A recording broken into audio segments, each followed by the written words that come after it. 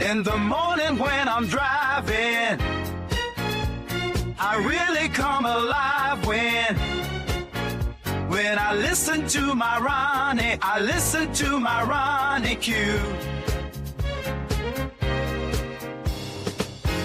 They are rare and they are few who can compare with Ronnie Q. So grab a chair, she's coming through. She's on the air, it's time for Ronnie Q.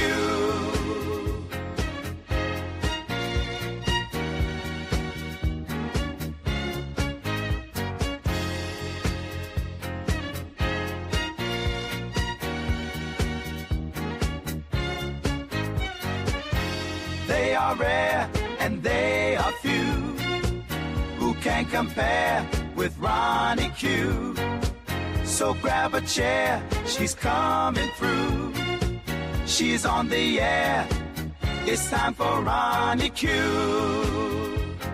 Ronnie Q. It's time for Ronnie Q.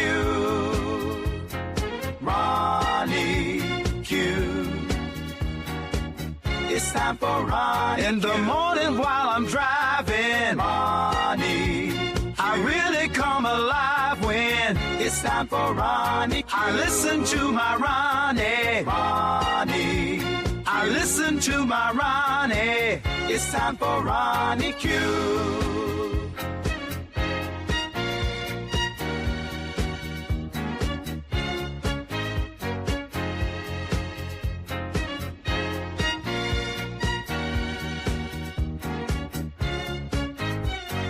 Take a seat and go meet Ronnie. Sweet, sweet, sweet, sweet Ronnie.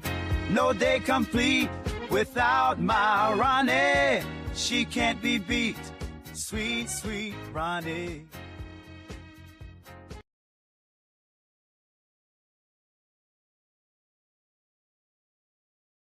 Happy Thursday.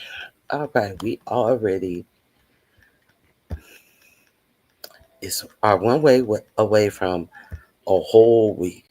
Nappy Child and Queen Diva, thank you guys for being here. I hope you guys hit the like button on your way in. I hope you guys hit the like button on your way in. I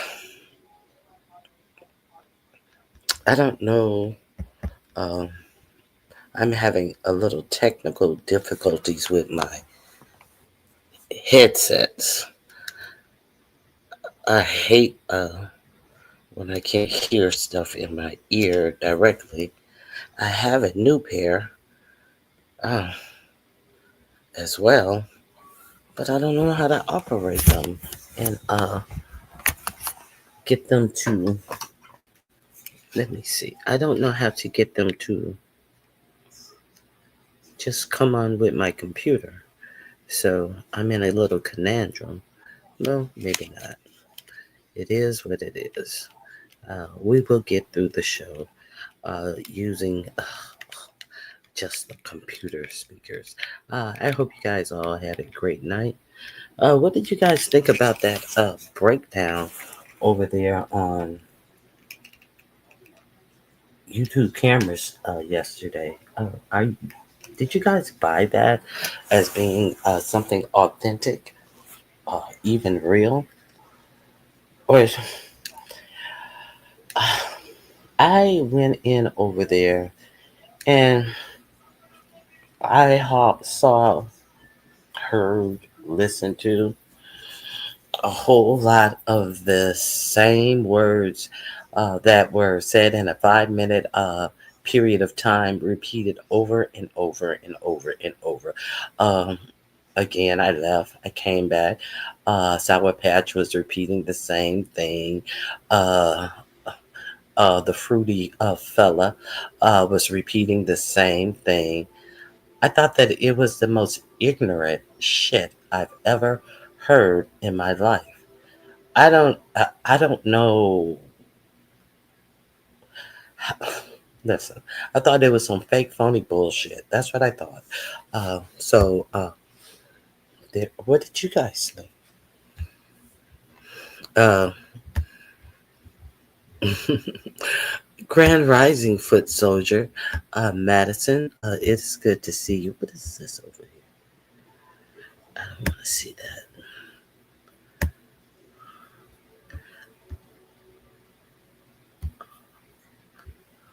Nothing. I guess you guys didn't think anything. Are you guys still here? You can talk. You can talk back. It's okay if you talk back to me.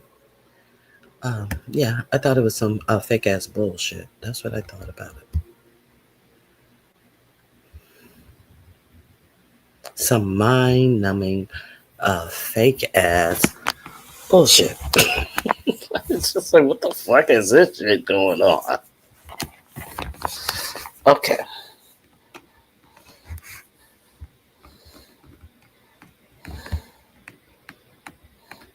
Let me see.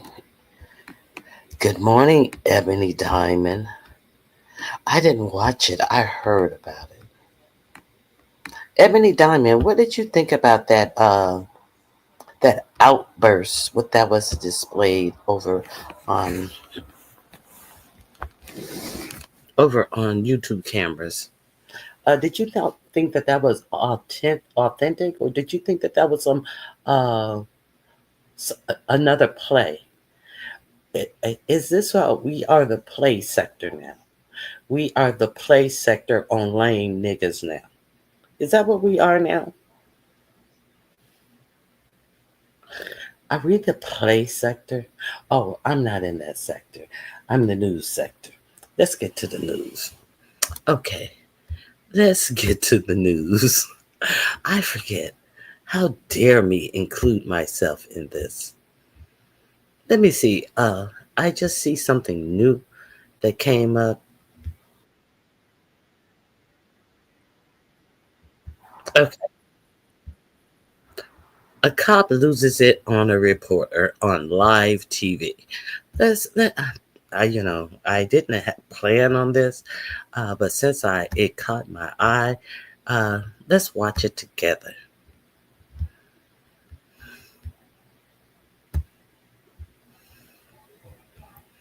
Let's find out what this is about.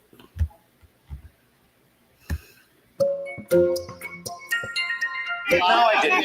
You're on TV, and now you're pushing me on live television. All right, we didn't touch anybody. You know that's true. You're okay. Thank you. I got it. So you can see, obviously, tensions are extremely high here. Yeah, because you touched the officer. No, we have video testimony. Nobody touched an officer. Okay. Obviously, massively high tensions here. What's up, everybody? Major Retired Richard Ojeda here, and let's give credit where credit is due. Over the weekend, ABC News reporter Matt Gutman was thrown into a pressure cooker while covering protests in downtown Los Angeles. He was live on air, cameras rolling, when an LAPD officer stormed up, shoved him, and accused him of touching another officer. Obviously, massively high tensions here. These folks are tired. They are also hot. It's a long day, and it's been a long week. We clearly didn't touch the officers. You're on live television, sir. Yes, you did. We were live on the air. Thank you so much. We will stay back. We appreciate what you're doing here. Tensions are high. That was a moment that we haven't experienced very often here. I think that there has been respect between the media and law enforcement here. We have kept our distance. It was shocking and surreal, left everyone wondering what the hell just happened. No, I didn't. You're on TV, and now you're pushing me on live television. All right, we didn't touch anybody. You know that's true. What happened there is the LAPD got caught on camera lying. You think it's a play? I think it's a play as well. Queen Diva said 100 or 100. I think that is on the play question. So I found a lot of interesting news that is going on. Now, I gotta cue it up though. Yeah, I thought that was ridiculous. Ridiculous. ridiculous. And that's all I can say. Okay, let me cue up my news for you because it seems like to get justice, we are not going to have to go to the Supreme Court. It seems like we're going to have to go to the United Nations. I don't know if any of you heard about the four people who were taken to El Salvador. They quit fighting in the United States courts, and they took their case to the UN. And you know how Pam Bimbo was always saying that these people are in El Salvador and there's nothing we can do about it. And El Salvador has these people, and we can't tell a sovereign nation what to do. Well, hold on.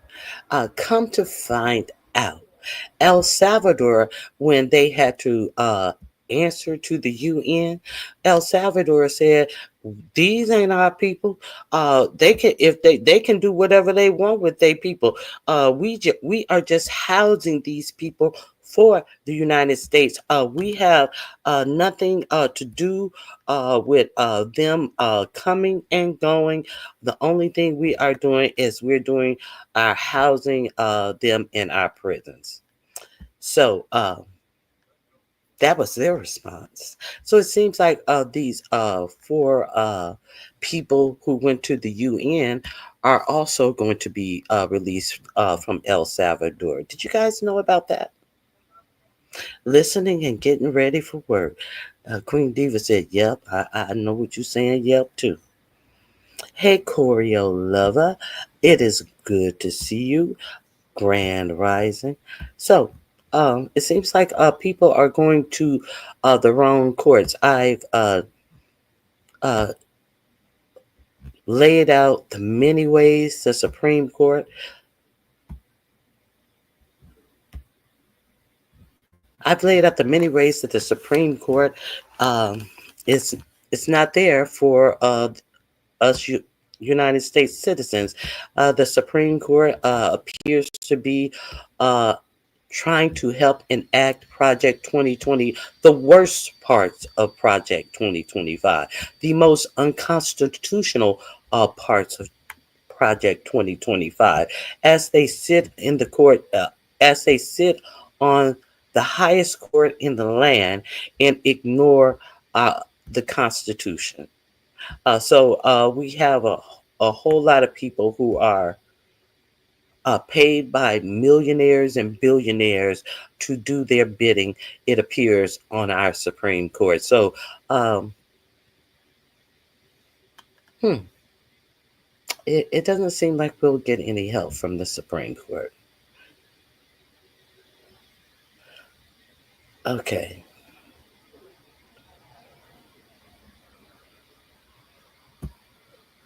Now, let me go down the line so I don't get off track. Let me go down the line. I don't know if you guys have seen this. This is the other side of the story about the floods in Texas. I didn't know this, but I said what I said about these people in Texas. I don't think the black people in Missouri has seen hide or hair of FEMA that was supposed to be disappeared. And did y'all hear the news about the lies that you have been told about what's going on in Texas? Did y'all hear? Well, I showed you Pam Bondi allegedly agreeing to Greg Abbott on the spot request for help. So she said, and thank you for that. And the president told me that, yes, we will honor that. And he had just made a whole, remember I showed you him signing the paper in Sharpie, like 45, 47 does, asking for federal help. He didn't ask for FEMA help because God knows these sycophants Republicans do not want to upset 45, 47. So he didn't ask him for FEMA help. He asked them for help. And then what did they do? And we have FEMA. They're on high alert. That's what the bitch said the day that he signed the emergency requests in Sharpie, and they're on high request. And then they lied and told you all of the things that FEMA had done. And when they asked, "Are you still thinking about getting rid of FEMA?" Well, we can talk about that some other time. 45, 47 said, "FEMA is busy right now." You know what FEMA was busy doing? Do you know what FEMA was doing? Okay, so this storm happened on Friday night, early Saturday morning. You know what? FEMA was filling out requests to Kristi Noem, who had put another layer of bureaucracy. You know, the thing that Elon Musk was supposed to getting rid of, and the red tape. She put another layer of red tape in for any cost that was over $100,000, that she would personally have to sign it. Now, this is a bitch who went through her whole year's budget before she met with Congress on the budget committee for next year's budget. She had already overrun this year's budget, and I think they met in May, the end of May. She had already spent her whole budget. But when it comes to helping the people, anything over $100,000, she has to get approval. They have to get approval for her before they can spend it, and which push back them being able to get boots on the ground with the things that they needed until when? Monday. The storm happened early, late Friday night, early Saturday, and FEMA finally started trickling in with the things that they need in these disasters. After asking Mama Kristi Noem, can we spend the money? Can we spend the people's money on the people? Are they talking about that? Okay, this. Let me share my screen. This is something else. You may not know. Oh, okay, it's shared.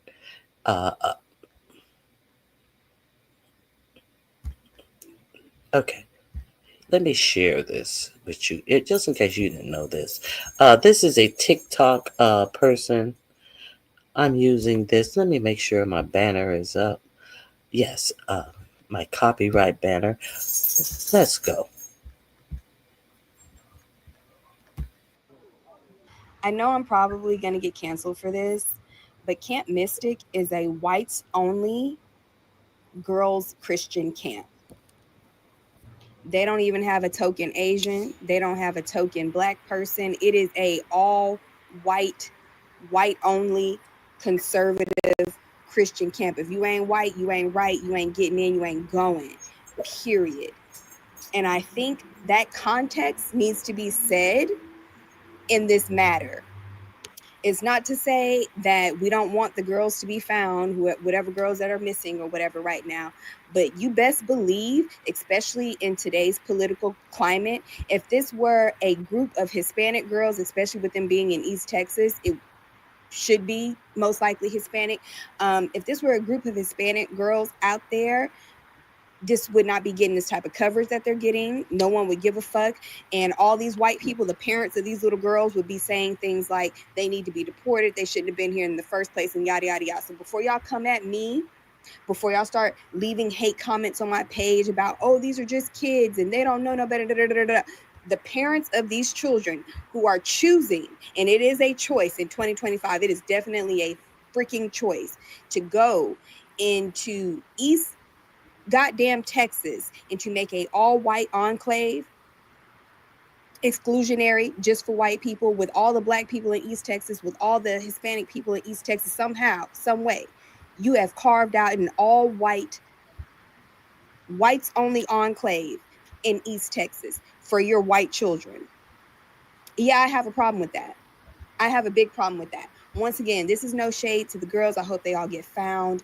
But once again, y'all have to understand the climate that we're living in. They want you to have sympathy for these people. They want you to get out of your bed and to come out of your home and to go find these people and to donate your money to go find these people. Meanwhile, they are deporting your family members. Meanwhile, they're setting up concentration camps and prisons for your family members. And I need y'all to keep that in mind before y'all get out there and put on your rain boots and go find these little girls. Okay. What do you guys think about? Well, you don't have to say what you think about that. I just wanted to give you the information. I concur. I concur.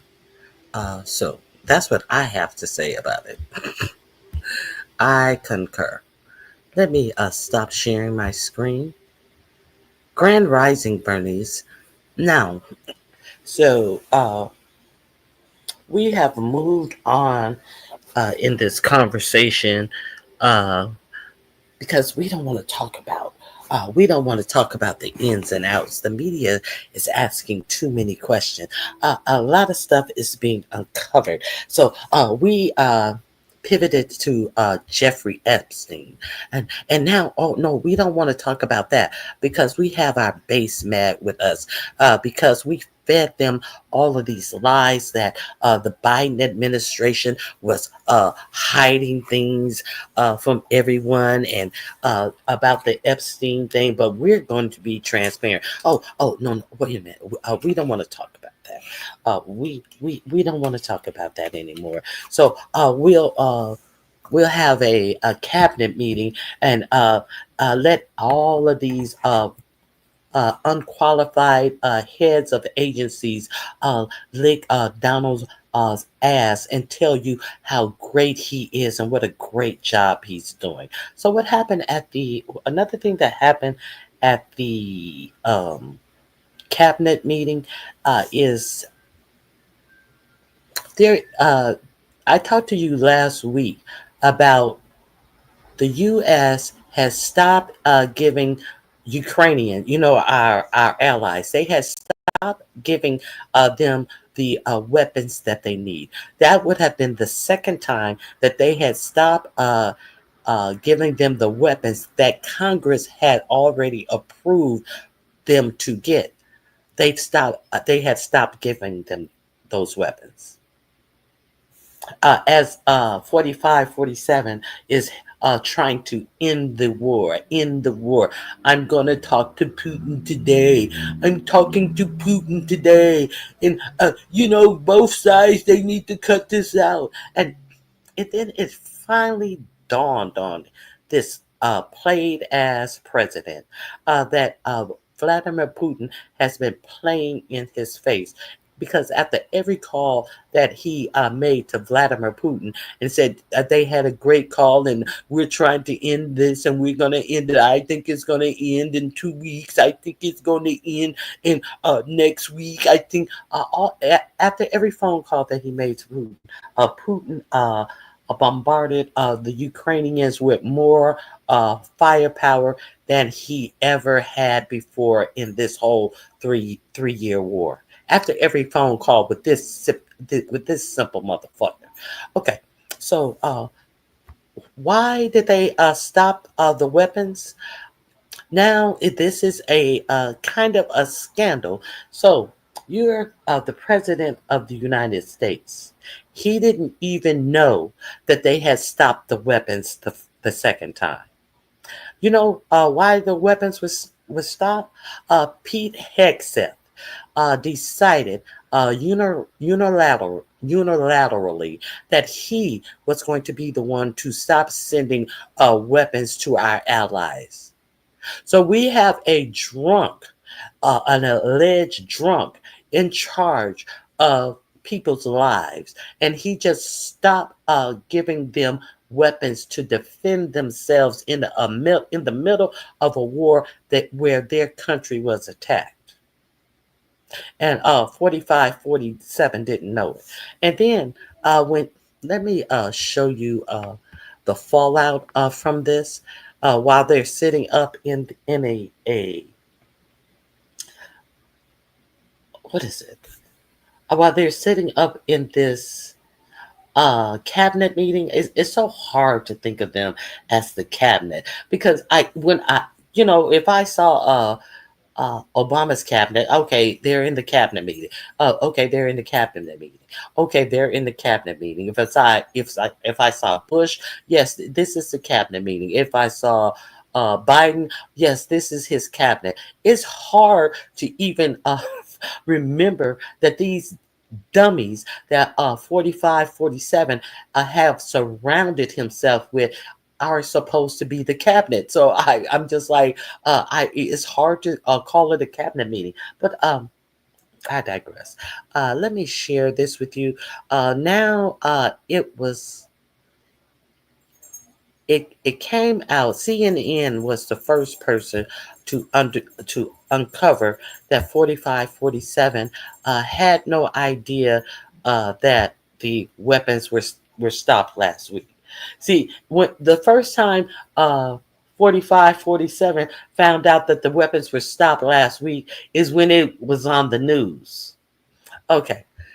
So this is your president, and I hope you feel safe. Let's go.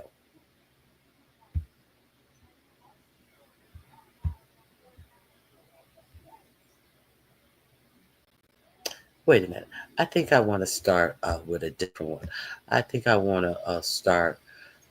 I apologize. I think I want to start right here.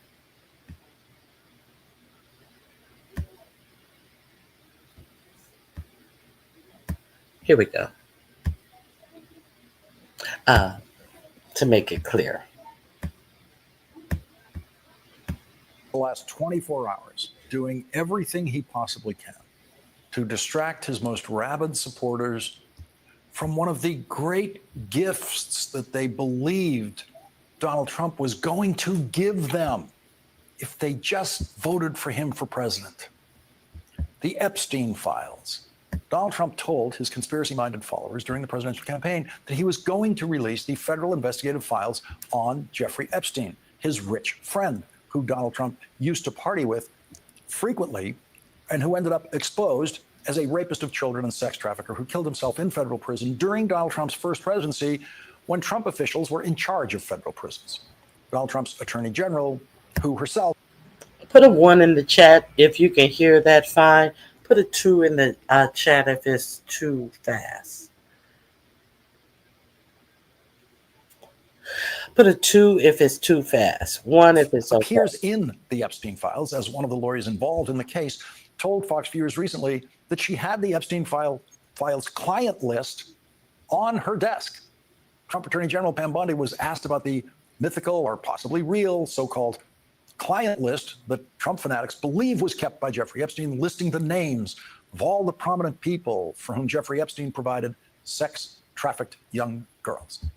The question she was asked was, the Department of Justice may be releasing Jeffrey Epstein's clients. Will that really happen? To which the Attorney General said, quote, "It's sitting on my desk right now to review." That's been a directive by President Trump. I am reviewing that. Donald Trump told her, according to her, to work on the Epstein files. And she said on Fox that she was reviewing the client list specifically. Tears broke out among Trump fanatics when the Trump Attorney General decided that nothing in the Epstein files, nothing could ever be publicly released.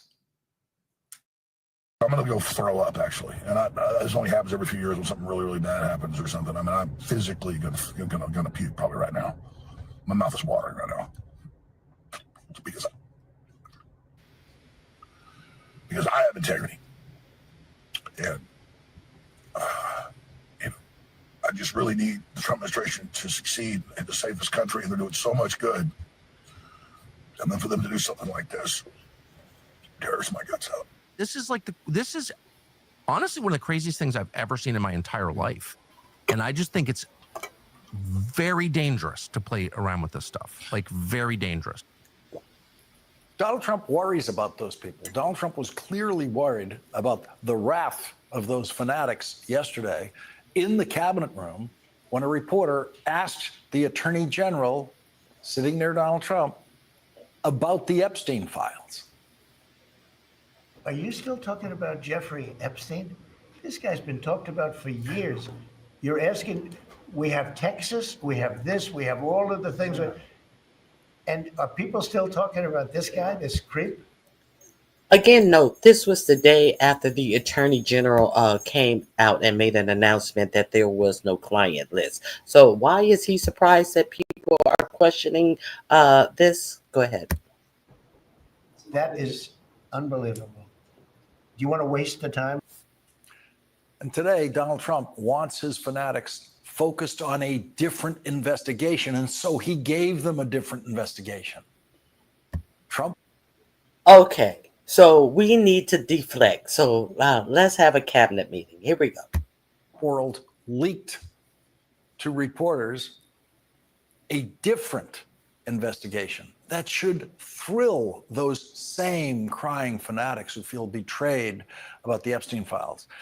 The trouble with a leak from the Trump administration is that everyone in the Trump administration in a position to deliver such a leak either is a publicly proven pathological liar or works for a publicly proven pathological liar in the White House or in the Trump cabinet. And so the leak that I'm about to report to you has whatever value you choose to assign to a leak that is oozing out of a cesspool of pathological liars. And here is that leak. NBC News reports that Trump's Justice Department has opened criminal investigations into the conduct of former CIA Director John Brennan and former FBI Director James Comey. John Brennan is an invaluable MSNBC contributor. Quote, details of what exactly they are being investigated for or how far the Justice Department intends on taking the probes are unclear. As for Brennan, a source briefed on the matter said CIA Director John Ratcliffe had made a criminal referral of Brennan to the Justice Department. Exactly what prompted the Comey investigation is unclear. Ratcliffe last week released an internal CIA review that criticized Brennan's handling of a 2017 intelligence assessment concluding that Russian President Vladimir Putin wanted to help Trump defeat Democrat Hillary Clinton in the 2016 election. Now, I have a spoiler alert for you on these investigations that will save you a lot of time because you need not read another word about these so-called new investigations. No one is going to be charged with a crime as a result of these investigations. This is a leak for Trump fanatics designed to take their agonized attention away from Donald Trump and his attorney general breaking their promise to release the Epstein files. Why do we know this? Because this has already been thoroughly investigated in 45-47 last presidency. And his what is Marco Rubio? His whatever Marco Rubio is, head of the State Department, Marco Rubio, who was a senator at the time.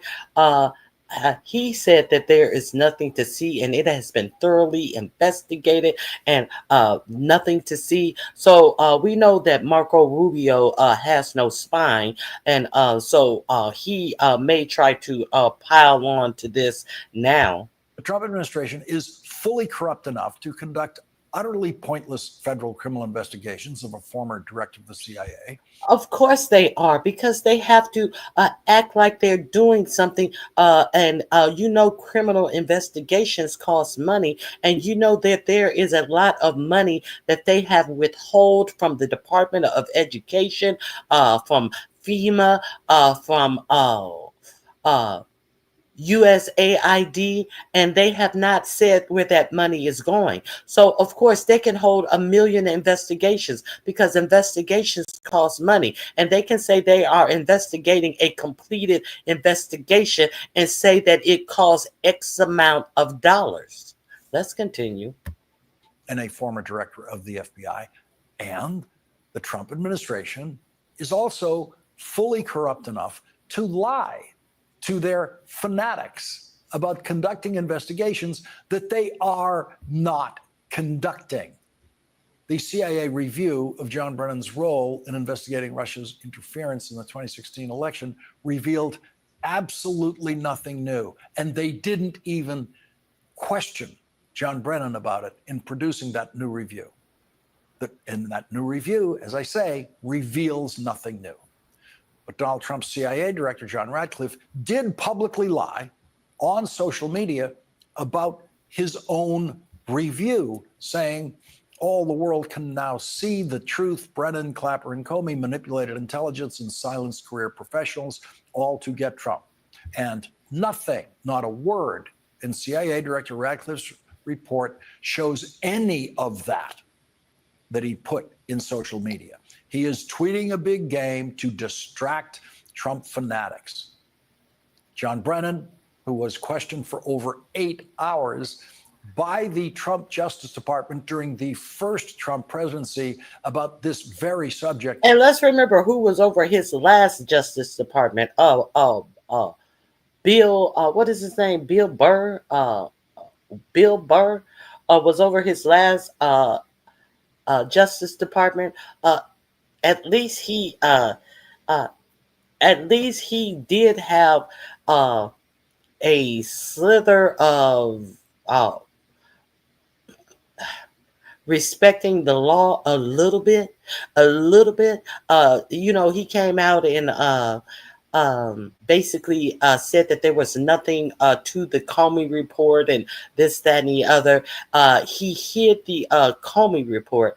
But when 45-47 wanted to overthrow the elections, he would not go along with it. So he had a shred, and I do mean one shred of respect for the law. Let's continue. So they had already investigated under him, and he didn't find anything. And was never charged with a crime. Had this reaction today for Nicole Wallace after Nicole's first question about the leak of this new investigation. Yeah, well, as Yogi Berra has famously said, it's deja vu all over again. It is hard to believe that here we are, 8.5 years afterward, we're still going over this ground that has been, I think, fairly well and exhaustively plowed. First of all, I should say I know nothing about this reported investigation or referral to the DOJ, other than what I've read in these press reports, these leaks, which are not really supposed to happen if there is an investigation going on. Secondly, nobody from the FBI or Department of Justice or CIA has reached out to me at all. So I am just waiting to, hear more about what this might be. The very first leak of these maybe or maybe not investigations of John Brennan and James Comey was to Fox. And it was Fox's White House reporter today who, operating as usual, as an energetic collaborator in Donald Trump's distraction games, did everything he could without a shred of embarrassment about his own revealed stupidity to help Donald Trump push his new distraction. Thank you, President Trump. James Comey and John Brennan now under criminal investigation related to the Trump-Russia probe. Do you want to see these two guys behind bars? Well, I know nothing about it other than what I read today, but I will tell you, I think they're very dishonest people. I think they're... Okay, so do anyone in here believe that any probe that the Department of Justice is investigating is not at the behest of Donald Trump? That's number one. Do you think that bimbo is not being told who to investigate by Donald Trump? Let's continue. Crooked as hell. And maybe they have to, what I read today, but I will tell you, I think they're very dishonest people. I think they're crooked as hell. And maybe they have to pay a price for that. I believe they are truly bad people and dishonest people. So whatever happens, happens. What a babbling buffoon. And I mean the reporter this time, the Fox so-called reporter. Do you want to see these two guys behind bars? That reporter used to be by far the stupidest reporter in the White House press corps, but he has now been outdone by the dregs of Trump-worshiping media that have been allowed to join the White House press corps. So if you work at Fox and your father got you the job because he's the morning host there, and you enjoy all of the white male privilege that comes from your father being a morning host at Fox for many years, you then become the Fox white. Read. He is dragging. Thank you, Nappy Child, for becoming a member. Lawrence is dragging. This is I played him first because I thought it was something else, but I wanted to play this anyway. This is out of order, but this is another of the deflection. We'll get back to the Hegseth deflection. Hold on, let him finish reading. White House correspondent who thinks, do you want to see these two guys behind bars, is a good question for a president. That incompetent buffoon probably has no idea that no president would ever or has ever answered a question like that prior to Donald Trump. And in that same room today, we saw a White House reporter doing the job as it should be done. Sean McCreesh of the New York Times did something that most White House reporters never do. He picked up on a point illuminated by another White House reporter.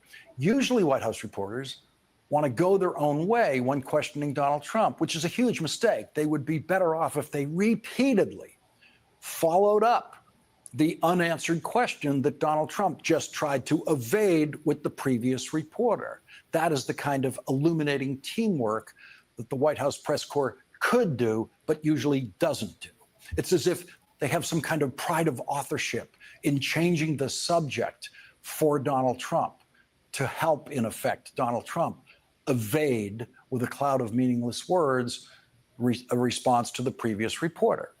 Sean McCreesh followed up on the good question asked by Caitlin Collins yesterday to Donald Trump about the pause in weapons shipments to Ukraine.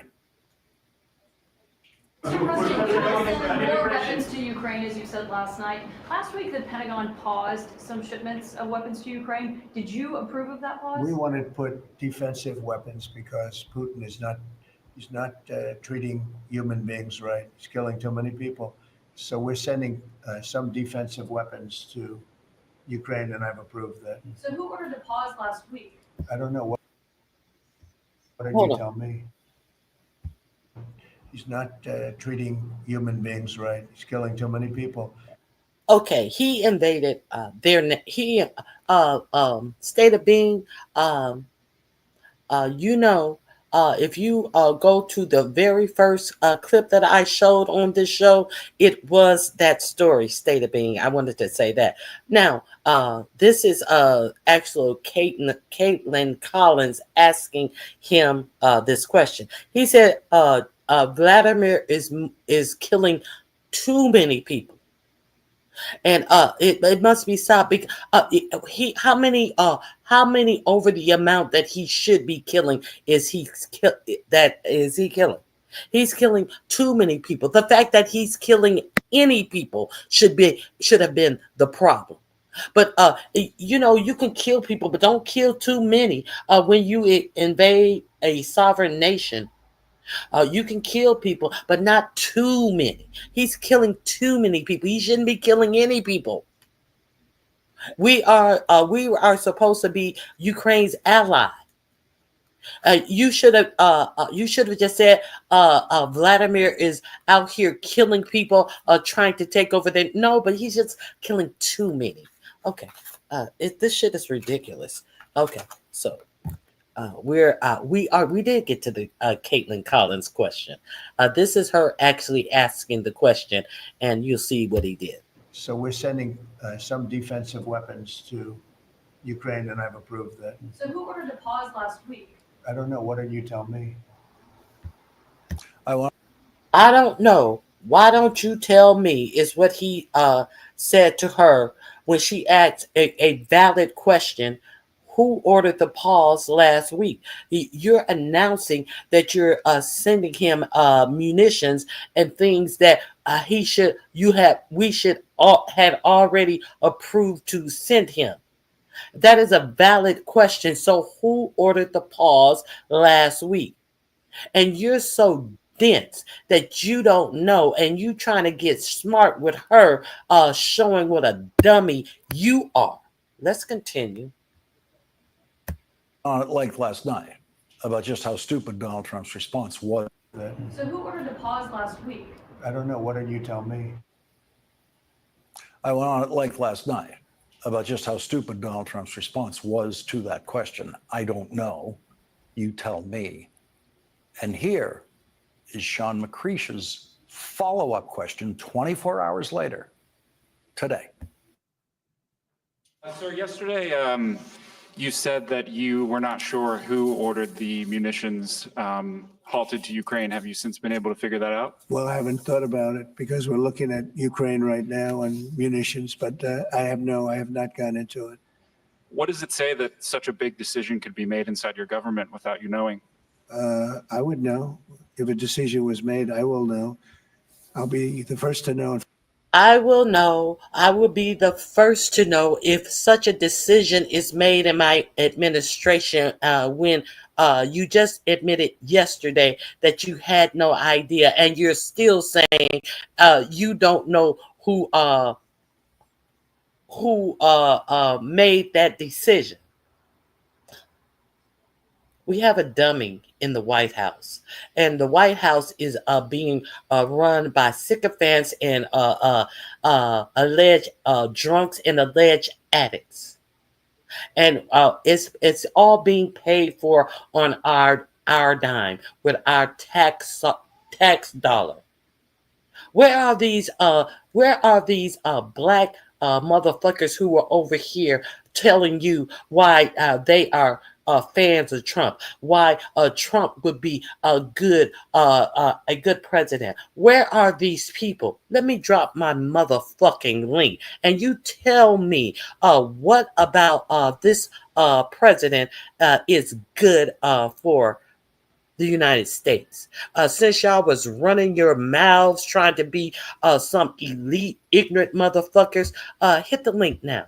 I'm gonna pin my link for any of them Trump posting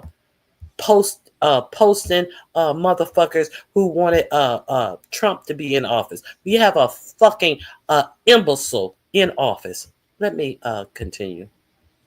In fact, most likely I'd give the order, but I haven't done that yet. Yeah, please. If you don't think that string of English words made any sense, you are correct. It did not make any sense. Sean McCreish's question was, what does it say that such a big decision could be made inside your government without you knowing? That's the question. And Donald Trump says, I would know. But we just heard him say yesterday, I don't know. Why don't you tell me? And now Donald Trump says, I would know. He says, if a decision was made, I will know. I'll be the first to know. In fact, most likely, I'd give the order. Most likely? Okay, but we're talking about the instances when you don't give the order, like the pausing of the weapons to Ukraine. If there's a shred of truth in anything that Donald Trump said in response to Sean McCreish today, it would be, well, I haven't thought about it. And that is the truth of everything Donald Trump does and doesn't do as president. I haven't thought about it. That is the theme of the Trump presidency. In your lifetime of listening to presidents being asked questions about policy situations they are actively engaged in every day, you have never once heard a president say, I haven't thought about it. Okay, and where's the investigation into that? While he's throwing out while they're leaking about their investigating the former CIA director and the former FBI director who have already been investigated in their last administration, he's not announcing any investigation against that drunk who's sitting on his side looking like he's about to throw up every time he's on camera now, because nobody is questioning him, nobody is asking him any questions, and he's walking around doing whatever he wants with his unqualified ass. Where's the investigation about this? Okay, so you can finish this read. I'm gonna go to CNN announcing how this was brought to them. Let me see if this changed. No, it didn't change. Let me go. No investigation into this. This is your government. This is your government wasting money on an investigation that already has been had, but nothing into us allowing people to be killed in a war of somebody invading their country and not giving them the munitions that Congress allowed them to have. Let's go on. Largest drone attack on Ukraine since the beginning of the war. Ukrainian officials breaking overnight. Russia launches its largest drone attack on Ukraine since the beginning of the war. Ukrainian officials say. Okay, last night. This was yesterday news. So yesterday, they launched their biggest one yet on Ukraine. Over 600 drones and other weapons were heaved on Ukraine. Why? Because 47 came out and said that he think that Putin is bullshitting him. Yeah, he was bullshitting you. And after you had the nerves to come out and realize on camera, he knows when to have no shame.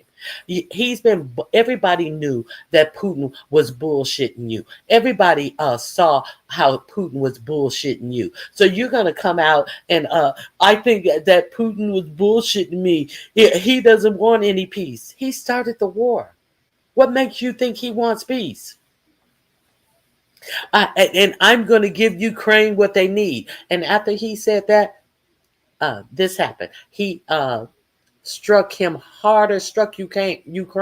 harder than he ever has. Every time this buffoon, I can stop the war in one day. If I was in office, this war would never happen. Every time he opens his mouth in office, Ukraine is hit worse and worse and worse every time. But he can stop the war. He should get a Nobel Peace Prize because he's bringing peace all across the regions and all of this bullshit. Let's continue. Oh, and I have another little piece about what's going on in with Netanyahu and Palestine and the U.S. The massive aerial assault involved more than 700 drones, but it was largely repelled. Moscow's escalation follows a remarkable 48 hours in the White House, where President Trump yesterday vented his frustration with Russian President Vladimir Putin, something you don't see that often. We get a lot of bullshit thrown at us by Putin, for you want to know the truth. He's very nice all the time, but it turns out to be meaningless. Trump calling BS in that cabinet meeting. He also said Ukraine would have the weapons it needs to defend itself. It's a notable turn for the president. Just last week, his administration paused the delivery of some missiles to Ukraine. Our Caitlin Collins asked him about that yesterday. Last week, the Pentagon paused some shipments of weapons to Ukraine. Did you approve of that pause? We wanted to put defensive weapons because Putin is not treating human beings right. He's killing too many people. So we're sending some defensive weapons to Ukraine, and I've approved that. So who ordered the pause last week? I don't know. What did you tell me?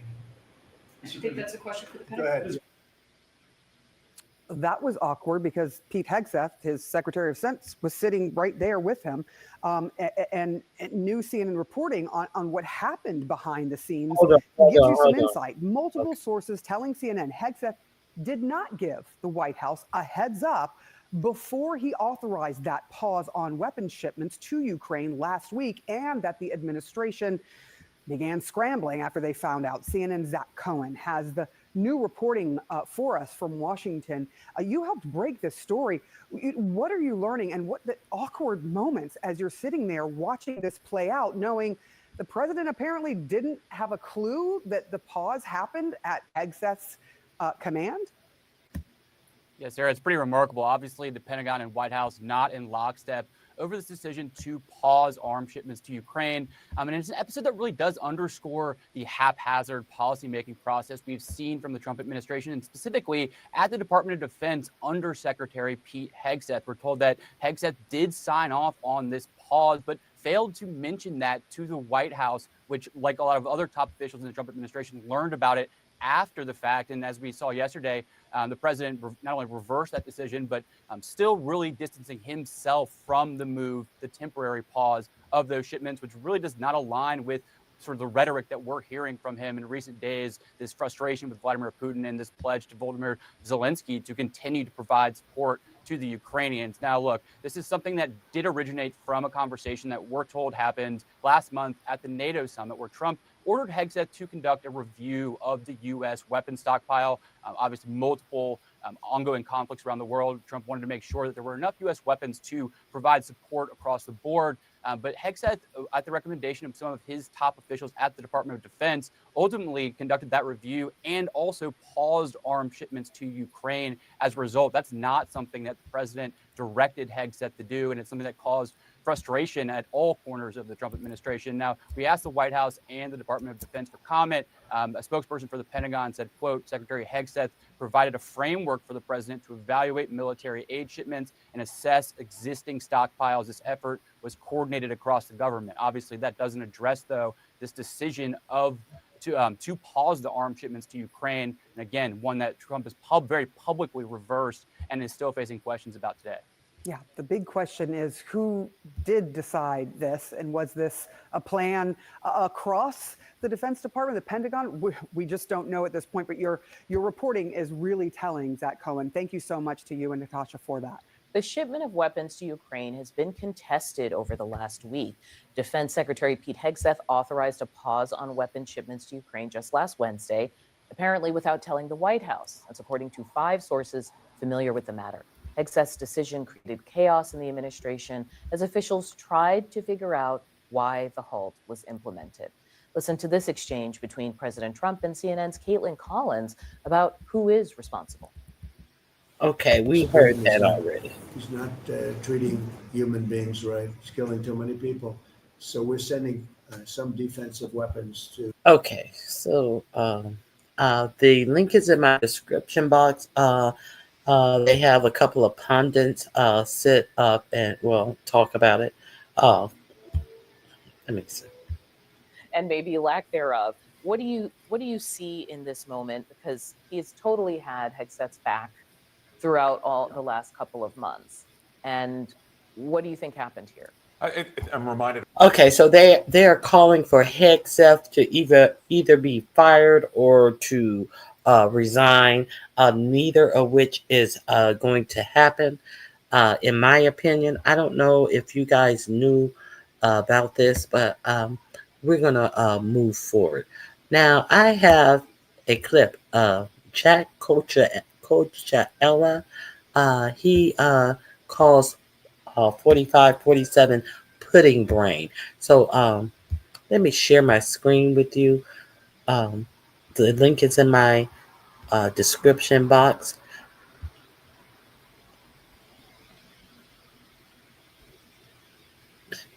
Where? If you're not subscribed to him, you may want to go over and check him out as well. Trump panics. Lead reports expose new Texas scandal.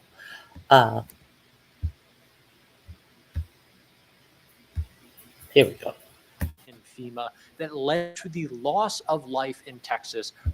The idiotic and unjustifiable cuts that Donald Trump and Elon Musk made to the National Weather Service and FEMA that led to the loss of life in Texas were already unthinkable. But Donald Trump's response, or should I say lack thereof, to what was an absolute tragedy is what has made this story even more disturbing. In a leaked report obtained by CNN, we are now seeing how Donald Trump failed to act as people lost their lives in Texas in a shocking scandal that we are going to get into. But before we do, if I could quickly ask. Now, this is the part of it about Kristi Noem and how she held up the FEMA relief, having them to send in paperwork if they were going to spend over $100,000.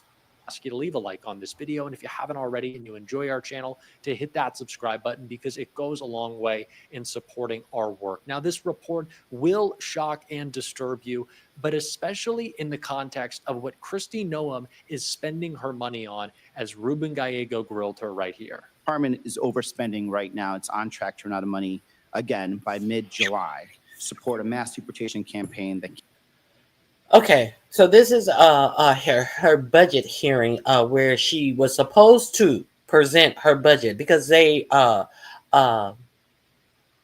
wanted to increase her budget. I forget how much they wanted. They wanted to increase her budget to $1 trillion, and this was late May that she had already gone through 2025 complete budget, and she did not come with an itemized budget. So he has some questions for this bitch who's already blown through her budget for the year, because she wants to buy some some Gulfstream jets, and she says that these jets are for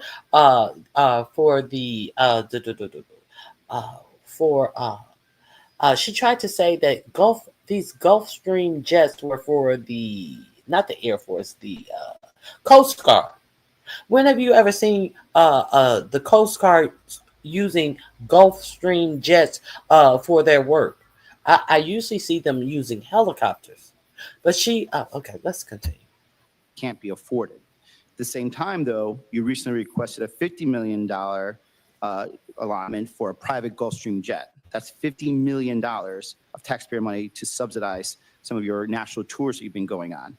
Meanwhile, Republicans are about to kick another 13 million people off Medicaid to fund taxes for the rich on the backs of some working class Americans. So how can you justify spending millions, 50 million, on a jet while your department is definitely overspending, and Republicans in Congress are about to strip off the health care from millions of Americans? Well, Senator, thank you for the question. We are spending our dollars appropriately and will be on budget. When your reference to the airframe that was the requested dollars were put in for, that's for the Coast Guard. It's to replace an existing jet that is over 20 years old and is beyond its usable hours.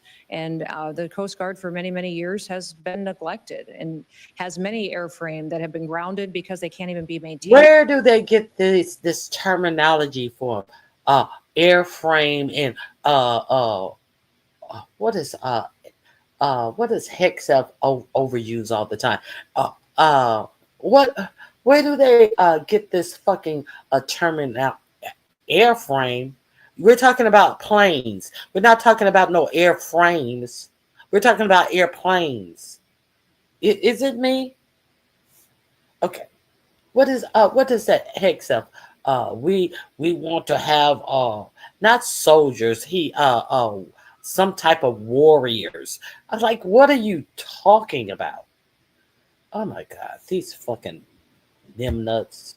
Anymore. The suppliers that give us parts and repairs and maintenance for them have said that they'll no longer support that kind of a mission. We have cutters that haven't been completed, that haven't been deployed out across the world. And then we also, beyond that, are asking for a request to build out the number of Coast Guard members that we need in place. We're asking for 15,000 more to complete the I don't think missions that are anyone going has a forward. problem with that. Are you going to So have access to that $50 million Gulfstream jet that the Coast Guard is going to supply? the Coast Guard will use that jet exactly how it uses the jets that it has today, exactly in the same manner that it uses the ones that it has in place So would today. you consistently be using it to travel? I don't know if I would use that one or if I would use the other one. I have no idea, but I do. We are seeing natural disasters across the country, in Texas, in New Mexico, funds being denied for relief in North Carolina. And what is Kristi Noem focused on? Making sure that she has the most luxury travel as she goes to cosplay around the country. It is humiliating and it is costly. But that is not what Donald Trump's administration wants you to think. They want you to think that he has done the best job in the world responding to this crisis. And that's what he said, which will be completely contradicted by this shocking report from CNN. Very good for years with me, but the relationship with Texas and their first responders and us, with our first responders and lots of other people, and we brought in a lot of helicopters from all over. And we had a lot of helicopters. It was actually dangerous, a lot of helicopters up there, but they were real pros and they were responsible for pulling out a lot of people. And we got them there fast. And Texas had some good ones too, but the response has been incredible. And the fact that we got along so well, I don't even think that's a political thing, but we got along so well and it was so unified. I think a lot of lives have been saved. That could have been as bad as it was. You could lose double or triple. This thing was just really horrible. Well, congratulations on a great job and appreciate it. I know you're going down. So, of course, Donald Trump is always going to declare victory and pat himself on the back, no matter what the outcome of any given situation. And in this event, it is especially disturbing, somehow surprising how much Donald Trump has lied and why we see him in the Department of Homeland Security now panicking after this report from CNN. So according to 4 officials inside FEMA, that federal response may not have been as fast as it might have been. They say that a new rule that any expenditure over $100,000 needed sign-off from Secretary Noem slowed the federal response. These sources tell us that FEMA's deployment of urban search and rescue teams, which are typically deployed in anticipation they might be needed, instead was delayed until Monday, 3 days after the flood. Now, a source also tells us that a request Texas made for FEMA aerial imagery to aid in the search was also delayed, waiting for Secretary Noem's approval. Now, additionally, multiple FEMA officials say that they were taken aback by the agency's relatively limited response in the immediate aftermath of the disaster. CNN has reached out to FEMA for comment. So far, no reply from the agency. However, a DHS spokeswoman more generally told CNN that FEMA is, in her words, quote, shifting from bloated DC-centric dead weight to a lean deployable disaster force that empowers state actors to provide relief for their citizens. DHS flips out after report details Noem's 3-day delayed response to Texas flood. The Department of Homeland Security lashed out at CNN after the network reported Wednesday that Secretary Kristi Noem waited 3 days to send resources to Texas following the deadly flood over the weekend. CNN cited 4 agency officials at the Federal Emergency Management Agency, or FEMA, ran into immediate bureaucratic obstacles when it tried to respond to the floods. One of the hurdles is that Noem implemented a new rule requiring all agency expenditures over $100,000 to be approved by her. Those approvals didn't arrive until more than 72 hours after the flood began, according to CNN. But DHS forcefully denied the report. This is a fake news lie from CNN, DHS posted on its official X account. This reporting is unparalleled sick display of activist journalism and distracts from the robust, coordinated federal response led by Kristi Noem that has saved over 900 lives. Secretary Noem is leading a historic first-of-its-kind approach to disaster funding, putting states first by providing upfront recovery support, moving money faster than ever, and jumpstarting recovery. This is a breakthrough in how FEMA supports state-led disaster recovery, the post continues.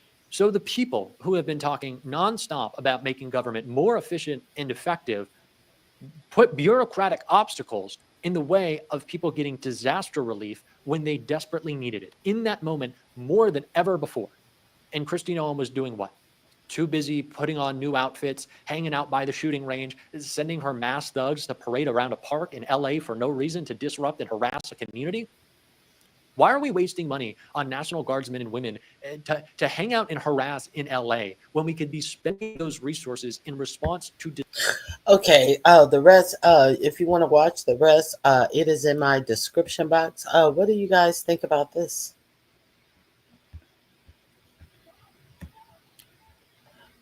You said, I think you mean wasting time.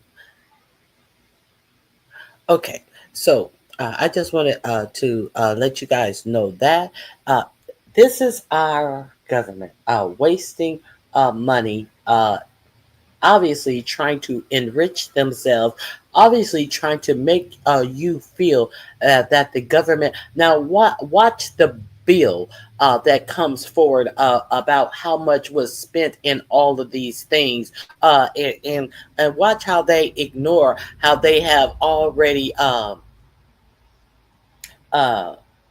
taken money that was supposed to be spent on things like the Department of Education, the Ukraine situation. Watch how they don't want to talk about the money that they have set aside and have not dispersed. Watch how that topic goes away. And watch how these exaggerated numbers about what they have spent go way up.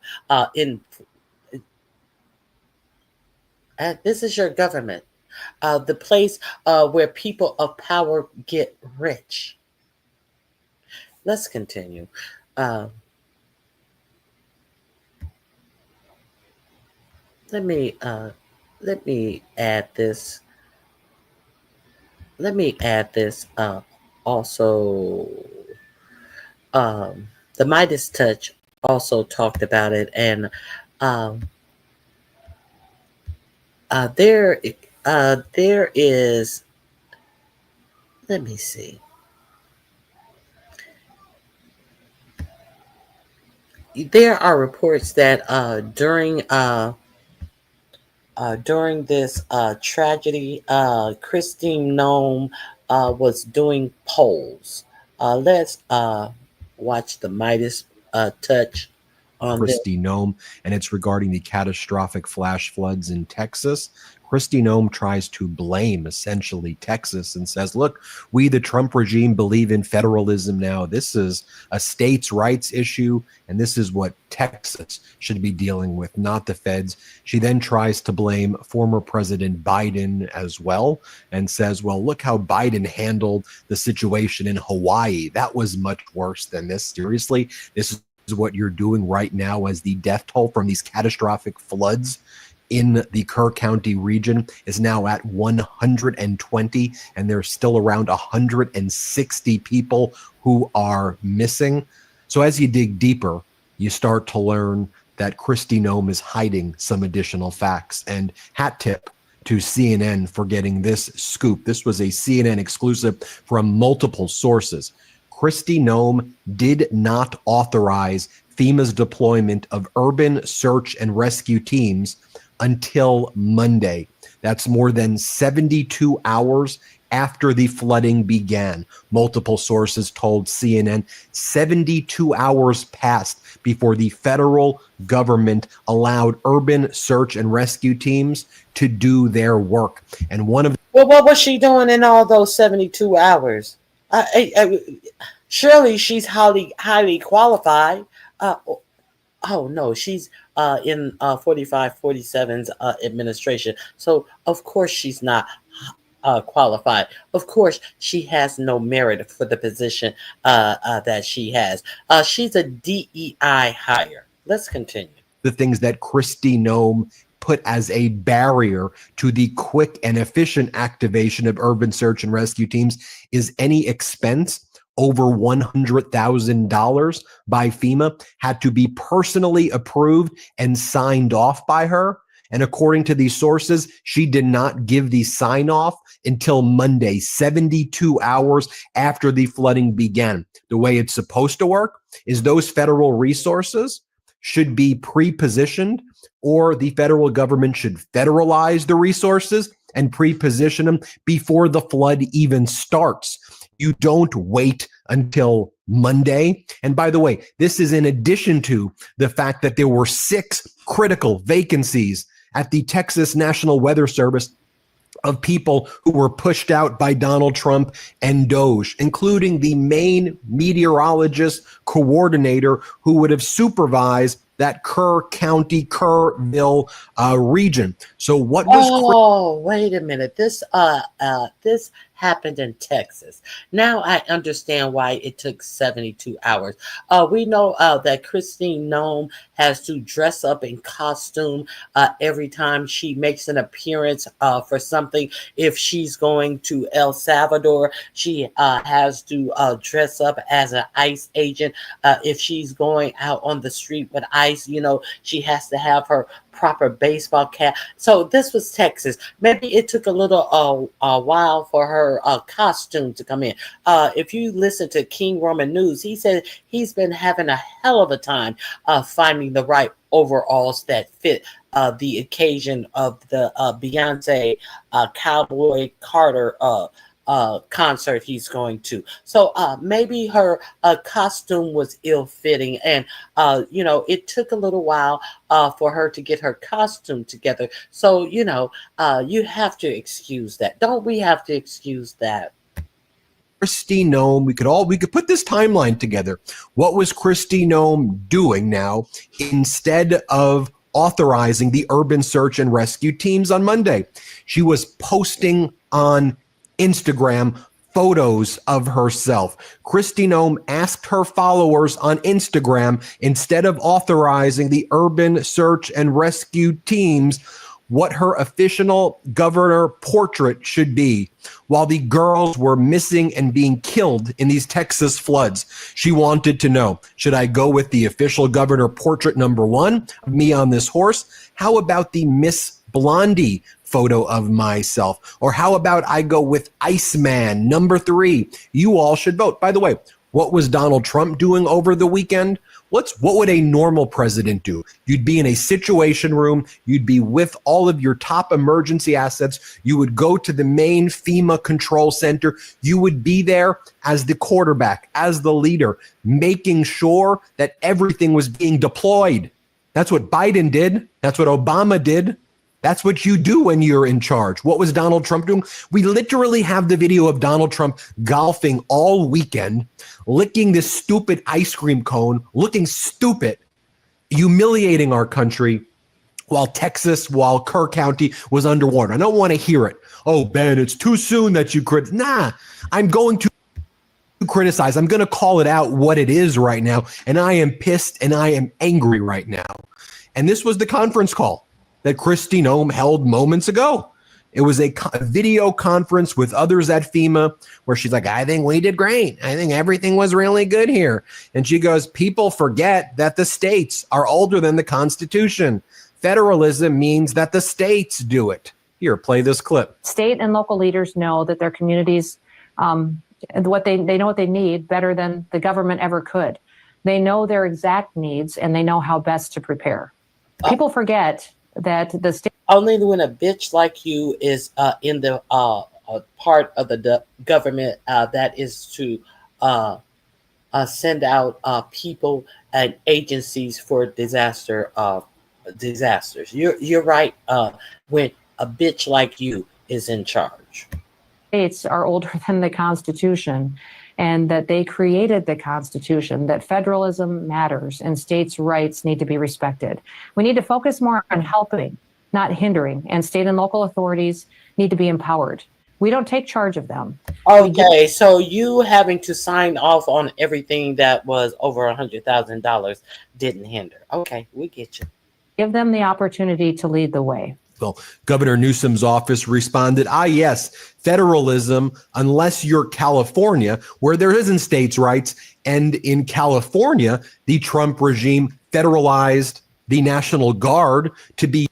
States' right didn't matter then. States' right didn't matter when the governor said, I don't need the guard. States' rights didn't matter when they then tried to say that the police officers asked for the guard, and the police officer said, no, we don't need the guard. Where was the states knowing best what the states needed then? This is your administration at work. Used against people who live in Los Angeles to literally invade our own cities and our own states. But when it comes to Texas, they wouldn't federalize the search and rescue equipment, and they weren't authorizing the urban search and rescue teams. States know better when they decide to what abortion laws that they want to put in place for their states, and then you sneak a provision in the bill that Planned Parenthood will not be funded in this bill. The states know. The states that don't want abortion does not have abortion. The states that want to allow abortion, they made the decision for their state. So you try to circumvent the states' choices and knowing what they need for their states. Then let's continue. Because federalism, because they said that's a state's right. How utterly pathetic is this right now? At the risk of women's health, as if Planned Parenthood only do abortion. Planned Parenthood does all type of women's health, including cancer screenings. We care about life, but if you have cervical cancer and you're poor, you won't have a place to go and find out about it because we are pro-life and just the baby's life, not your life. Show you right here the CNN scoop, and then I want to show you more from that conference call. FEMA's response to Texas floods slowed by NOM's cost controls. As monstrous floodwaters surged across central Texas late last week, officials at FEMA leapt into action. They prepared to deploy critical search and rescue teams and life-saving resources like they have in countless past disasters. But almost instantly, FEMA ran into bureaucratic obstacles. 4 officials inside the agency told CNN. As CNN previously reported, Homeland Security Secretary Kristi Noem, whose department oversees FEMA, recently enacted a sweeping rule aimed at cutting spending.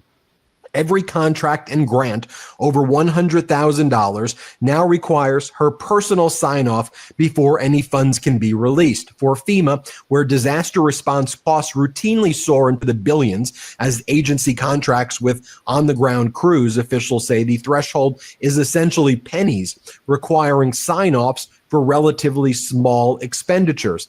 In essence, they say the order has stripped the agency of much of its autonomy at the very moment its help is needed the most. We were operating under a clear set of guidance. Lean forward, be prepared, anticipate what the state needs, and be ready to deliver it. A longtime FEMA official told CNN that is not as clear of an intent for us at the moment. For example, as central Texas towns were submerged in rising waters, FEMA officials realized they could not pre-position urban search and rescue crews from a network of teams stationed regionally across the country. Texas did request aerial imagery from FEMA to aid search and rescue operations, a source told CNN, but that was delayed as it awaited NOM's approval for the necessary contract. FEMA staff. Okay, so how many people could have been saved if they had that imagery?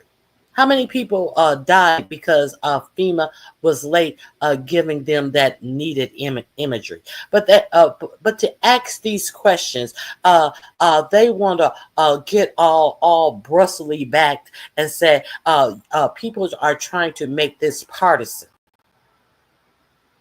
But because they can't answer these questions, because they know they have fucked up in every way from the informing people of this storm, how much rain was going to come with this storm, to alerting the people who were in the flood areas and give them a chance to evacuate. They know they have fucked up seriously in this storm. But if it had went through Houston, or if it had went through another little small black town, they wouldn't give a fuck about it. FEMA wouldn't even be there. Have they showed up in Missouri yet? Okay, let's continue.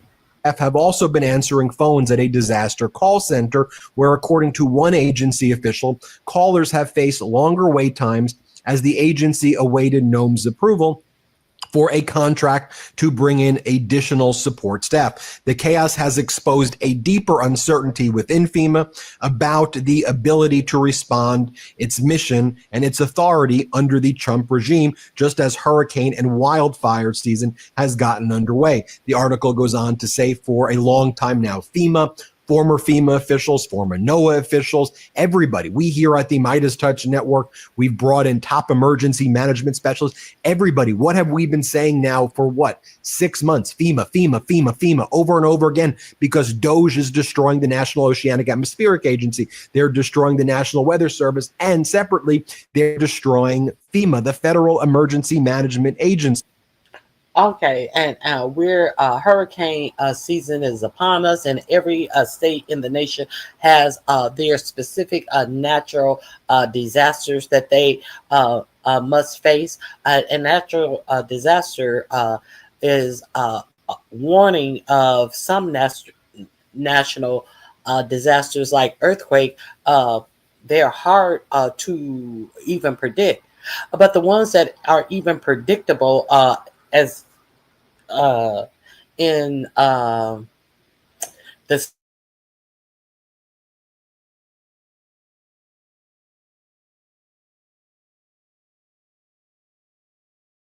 the heat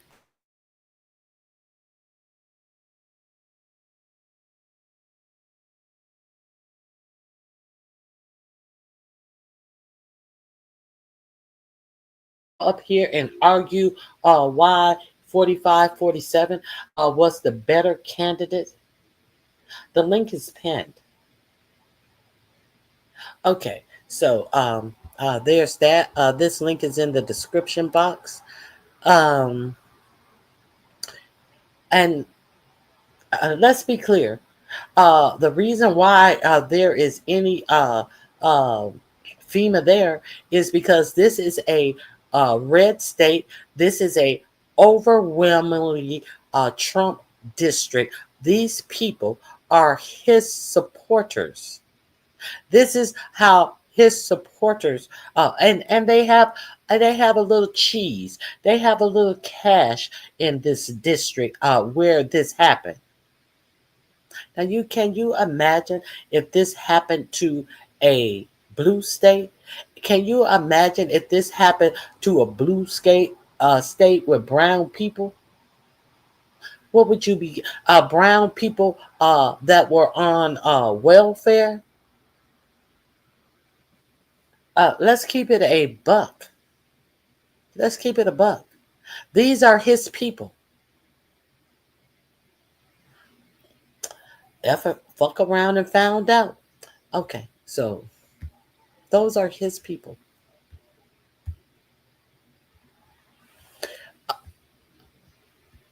Hey, Rachel, Grand Rising. If you guys are late, go back through or just go through my link, my description box. I have links that I am sharing about the information I am giving. Madison, did I speak? Grand Rising, Madison.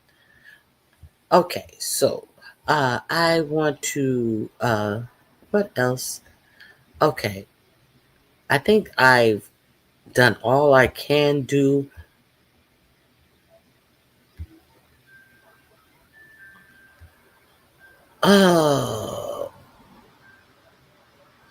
Now, like I said, they don't want to answer questions, and they want to vilify people who are asking questions, who want real data, the facts. They don't want to give the facts about this storm, and they are saying that people are posturing and they're making it political. Do you guys? We know that how political they made that North Carolina storm and flooding. Okay, so here we are.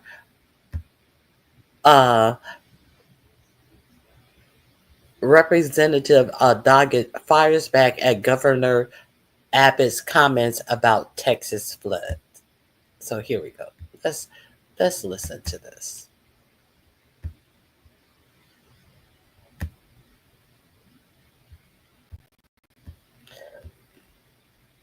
It's buffering. Officials just concluded a news conference. Again, the death toll has gone up. It is now 119 people, including 36 children who have died. 160 plus people remain missing, among them 5 campers and 1 counselor from Camp Mystic.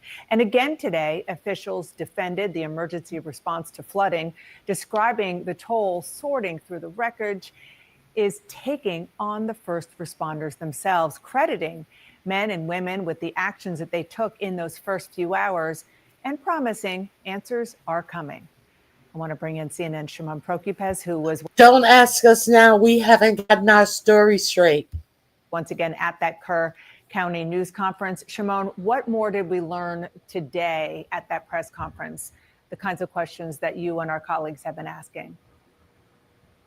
Well, the first thing, Dana, I think it's important to note, they did something a little differently today in that they brought forward the sergeant of the Kerrville Police Department, and he spoke about just the horrific and the events of that morning and the heroic efforts of some of the officers to try and save many of the people when the floodwaters were starting to rise. And just the description of some of this is so striking. The people who were out there doing the jobs that they are paid for. Okay, let's continue. You're talking about officers that are off duty, that notice the flooding. They're living in these communities. By this point, it's really getting too late, and they're going fast into action to try and save people whose homes are being flooded, and people are on the roofs and are in trees near their homes. And then at one point, officers tying a garden hose around an officer to try and pull someone to safety. That person grabbing the hose, one officer tying the garden hose around them, another officer holding that officer, and them trying to rescue people. And these are all very important stories. And but also what they highlight is how by the time law enforcement, by the time the emergency responders went into action, it was too late. People were already in danger. And that's why they're Okay. So that by the time the emergency people went into action, it was too late. Why? Because they got no early warning from the weather services. Why? Because there's no one in the position to transmit the emergency warnings in this area. Why? Because of the Doge cuts. Why? Because 4547 decided to put an alleged drug abuser in the position to cut federal waste, fraud, and abuse. And this is what the alleged drug addict chose to cut. Okay. Are any of you black nigger Republicans want to hit the link? Any of you black niggas want to hit the link who thought that this would be a good president? Are all these questions about how prepared was this county? How prepared was the city? And what steps did they take to alert people of what was potentially going to happen here? What could happen here? What resources and assets were in place in case it got very bad? And what were they doing in the hours leading up to this? What information were they given? What were they asking? Were they talking to meteorologists? We don't know any of that.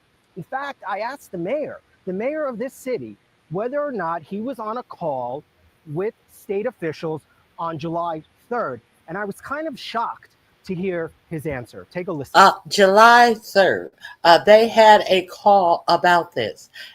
Listen to this man's answer. Were you on the call?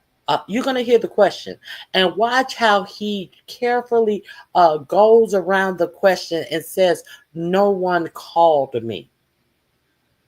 This was a group call that you plug into, but he says, no one called me. This is the mayor.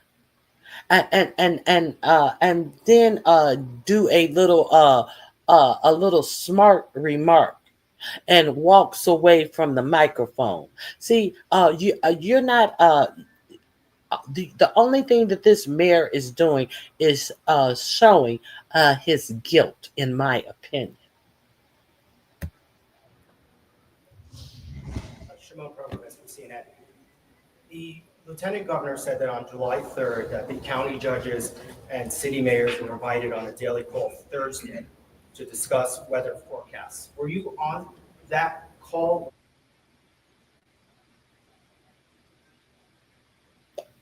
I can't speak for the county judge. That would be hearsay. And I'm not going to contradict. Nobody asked you to speak for the county judge. That's not hearsay. There was that blackout in the tape. That is a natural blackout. I can't speak for the county judge. That's hearsay. Nobody asked you. They asked you, did you plug into that call? Information you have, but I will tell you. That call. Let me go back. Third, that the county judges and city mayors. Sir, take a listen. Shimon Prokopis from CNN. The lieutenant governor said that on July 3rd that the county judges and city mayors were invited on a daily call Thursday to discuss weather forecasts. Were you on that call? You were invited on a call on Thursday. Were you on the I call? can't speak for the county judge. That would be hearsay. And I'm not going to contradict the information you have, but I will tell you personally, I did not receive a telephone bill. You weren't invited to the call. I did not receive a telephone bill. You weren't invited to the call, and he's I didn't receive a phone call. That was not the question. He said the county mayors were invited to this phone call. And your answer is, well, nobody called me. I didn't receive that phone call. Nobody said you were going to receive a phone call. They said you were invited to join a phone call. These are the games that they're playing, and they get mad at the people who are asking them the questions. And then what you should be mad at is your fucking reasoning for not taking your job seriously. Let's continue. You were never given any information about what assets were brought into the area. So I wasn't invited to the call. I'm not trying to deflect, No, I but understand. I Do you don't. know why that? Why? Any idea how that would happen? Maybe I'm not a local mayor. I can't tell. All right. Thank you, guys. And the police officer found that funny. The police officer behind him, I thought that these officers were out trying to find people. And look at this redneck behind him laughing. No, I understand. I Do you don't. know why that? Why? Any idea how that would happen? Maybe I'm not a local mayor. I can't tell. All right. Thank you, guys. Thank you, guys. So certainly, Dana, that part very confusing there. The reason why all this is very important is obviously it's just how prepared the city officials here were, how county officials, how prepared they were. The state clearly was trying to alert the folks here that something, they should be worried about this, and they were already moving assets into this direction. One reporter even asked the mayor if he was aware that these assets were coming here, and he seemed to not be even aware of that. But again, all of this is so important because it speaks to the preparedness and whether or not officials had enough information in anticipation of what happens here. Yeah, I mean, obviously that was sarcasm from the mayor there. Thank you so much, Shimon, for giving us all those new details and, of course, the things that we don't yet know. Appreciate it. I want to now turn to Texas Democratic Congressman Lloyd Doggett, who is obviously somebody who represents the state of Texas and specifically the city of Austin. Thank you so much for being here. I know, just like so many people in your great state of Texas, this hits home. 2 Austin girls are among the victims, one who attended the same elementary school as your daughters. You attended a vigil on Sunday. How is your community doing? Well, Dana, the pain is really far-reaching, and it affects most deeply, of course, the families of these 2 beautiful little girls. but it spreads through their classmates and through the community as a whole. I just view this loss of life in such a mass way as being totally inexcusable. And I believe that there were failures at every level of government, and no one wants to be held accountable for it. It is a time to recognize the heroism, of course, of the first responders who got their report indicated after the damage had already been done, and to welcome all the volunteer support and the pulling together now of all levels of government. That's important. But if we're to avoid another tragedy like this, we have to have accountability. And I think we have to have accountability at the county, state, and federal level. My focus has been federal, but I'm greatly concerned about the failures at the county and the state level. Well, let's talk about that. You know, what we are hearing from local officials, state officials, is they insist that they're not trying to deflect, they're trying to defer the answers to those questions. It sounds like that's not satisfactory to you. Well, I think we have to begin right now looking, for example, at the alerts that happen locally.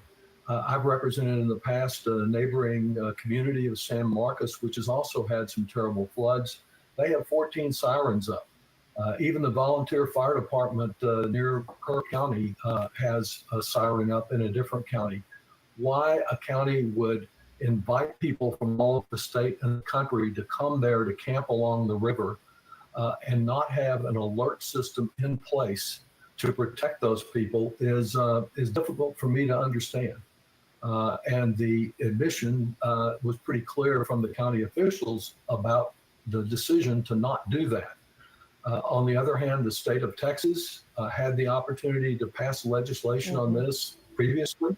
It basically usually prefers to distribute federal dollars and never to appropriate state dollars. I hope now belatedly a special session will address this. But for the governor to treat this as if it were a football game, this is not a game. People's lives are at stake, and there's so much more that should have been done. Congressman, that's precisely what I was going to ask you about, because it was striking to hear the governor kind of try to connect with people in Texas using the football analogy, because obviously everybody in the world knows how much Texans love football. Listen to a little bit of what he was saying. Every football team makes mistakes. The losing teams are the ones that try to point out who's to blame. The way winners talk is not to point fingers. They talk about solutions. He said, we got this. We're going to make sure that we go score again, and we're going to win this game. Well, as I said, this is not a game. People's lives are at stake. And the losers are the ones that don't learn from the mistakes, that don't hold people accountable. In this case, I think there are accountable issues at every level of government. And as I mentioned, I think the impact of the Trump administration has to be considered.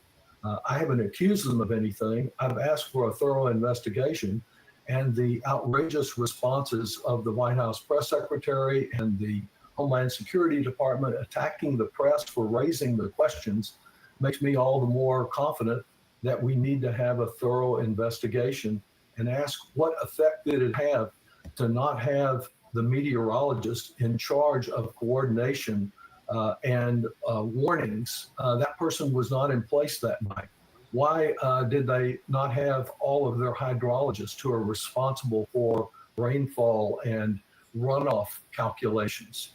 What contacts did they really have there with the local level when the first flood warning came at 1:14 in the morning, when all of Kerr County was asleep, and the eventual flood emergency announcement was after much of Camp Mystic was already floating down the river? That may have been the best that could be done. They had dedicated employees out there that night, I'm sure, but I want the facts, and the fact that they would not give me that information when I asked about it 6 weeks before this happened gives me cause for concern, and they need to provide an immediate answer to all of these questions.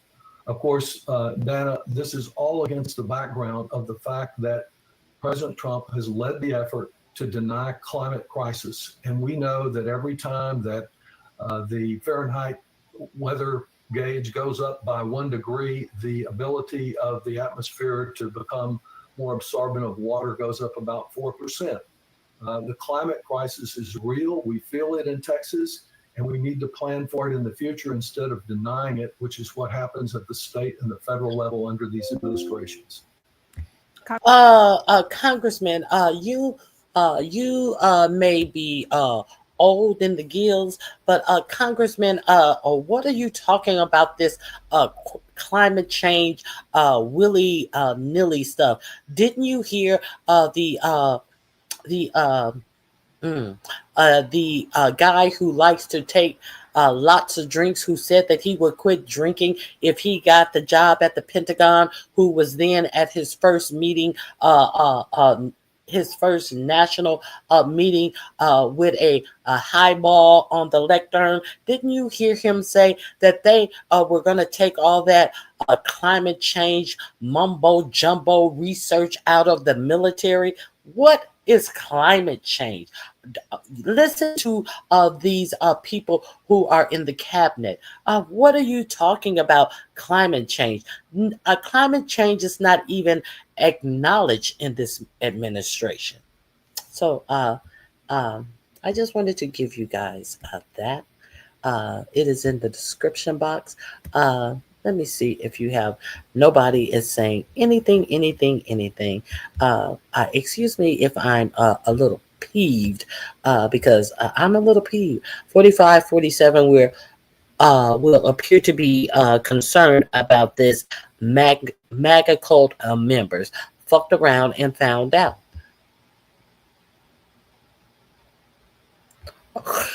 Yes, I have a couple of more things I want to share with you.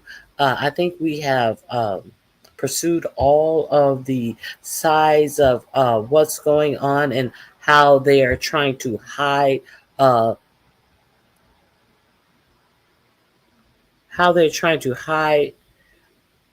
their mistakes. If you guys wasn't aware, I told you yesterday how Elon Musk's Grok has been reprogrammed, and it is saying a whole lot of white supremacist Nazi talk. Grok is being very anti-Semitic. I wonder if Grok or Elon will be deported back to their country. I like they tried to say, because people at Columbia University were supporting the Palestine people, they turned that into them being anti-Semitic and kidnapping them on the street. Will Elon Musk be kidnapped on the street since he announced that he was taking wokeism out of Grok, and now Grok is call him what was it, mechanical Hitler or something like that? Isn't that anti-Semitic? Or mechanic Nazi, or which either mechanic Hitler, mechanic Hitler, or mechanic Nazi is what Grok said you should now call it. So is ICE outside of Elon Musk's house, or the house of one of them baby mamas that he have all over the world? Is ICE hunting down Elon Musk? No, because he has money. And when you have money, the rules don't apply. Let's be clear. When you have money, the rules don't apply. No one wanted to say that this was a Higgs site. What is it? A Hitler salute. What is it? Whatever. A Hail Hitler salute.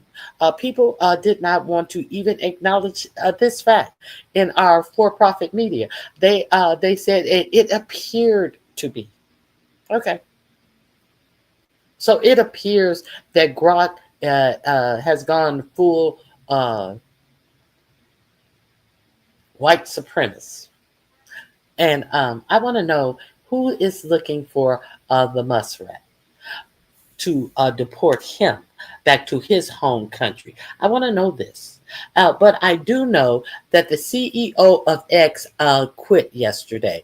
Now, let's not act like she did something so novel. I guess it just got to the undeniable stage where she had no plausible deniability because she was on board when they let all of the people back on X that Twitter had thrown off because of this type of language. However, when it became news on yesterday how Grok is full on anti-Semitic, she decided to throw in her towel as the CEO of Twitter. Hitler. This is where we are as a country in 2025. The richest man in the world created Mecha Hitler.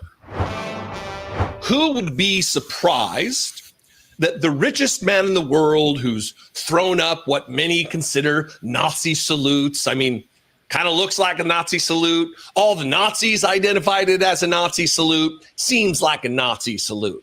Who would be surprised when that guy has an AI chat bot on his social media business, Twitter, that starts being a Nazi, calling itself the Mecha Hitler? Who would be surprised? Mecha Hitler, that's what it is. Thank you, Dolomite. If you guys are not subscribed to this channel, it's in the description box under X CEO quits. Go check him out. He does fabulous work, in my opinion. Hey, Sandy. Surprised by that. Who would be surprised that Elon Musk, the guy who courted the election win of the most extreme neo-Nazi party in Germany, would be in charge of an AI model that called itself Mecha Hitler and had to shut it down? Who would be surprised by that? I'm certain. Had to shut it down. After all the reports on yesterday, Grok has taken a nap. They had to put Grok in timeout. Now, all of a sudden, the Grok bot is no longer out here talking. Okay, let's continue. Not. Check out this headline from Rolling Stone. Elon Musk's Grok chatbot goes full Nazi, calls itself Mecha Hitler. The billionaire has long complained about the XAI model undermining right-wing narratives and recently said it would be updated. Because when the facts don't align with your worldview, what you do is you reprogram your chatbot thing to more correctly reflect your views. So there's a whole bunch of stuff here that we're asking questions about. That who's surprised by this? Nobody. But we knew that it was going to happen, right? And here's where it started. Hard jump cut, because I was going to give a bunch of background that I don't think is necessary, and I changed my mind, as is my prerogative, right? So it all began with this troll account saying horrible things about some of the children that died in this flood in Texas. We know it's a troll account because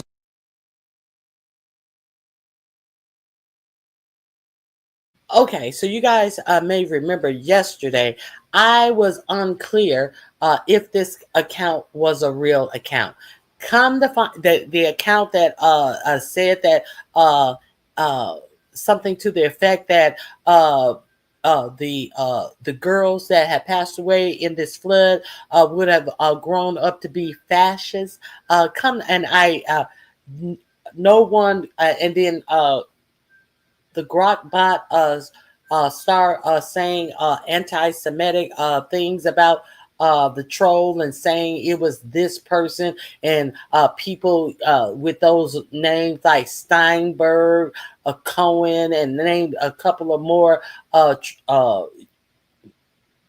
traditional Jewish names, and start saying all of this Nazi shit. Come to find out that that Steinberg account that said that about the future fascists was a troll account, and maybe they were trolling with the word Steinberg to actually get that reaction. It could have been a troll of Elon Musk himself. He wanted to see if his reboot of Grok, if his update of Grok had left away the woke part of itself, and had in fact start leaning into the right wing talk. Who's to say who this troll was that used the name Steinberg? I digress.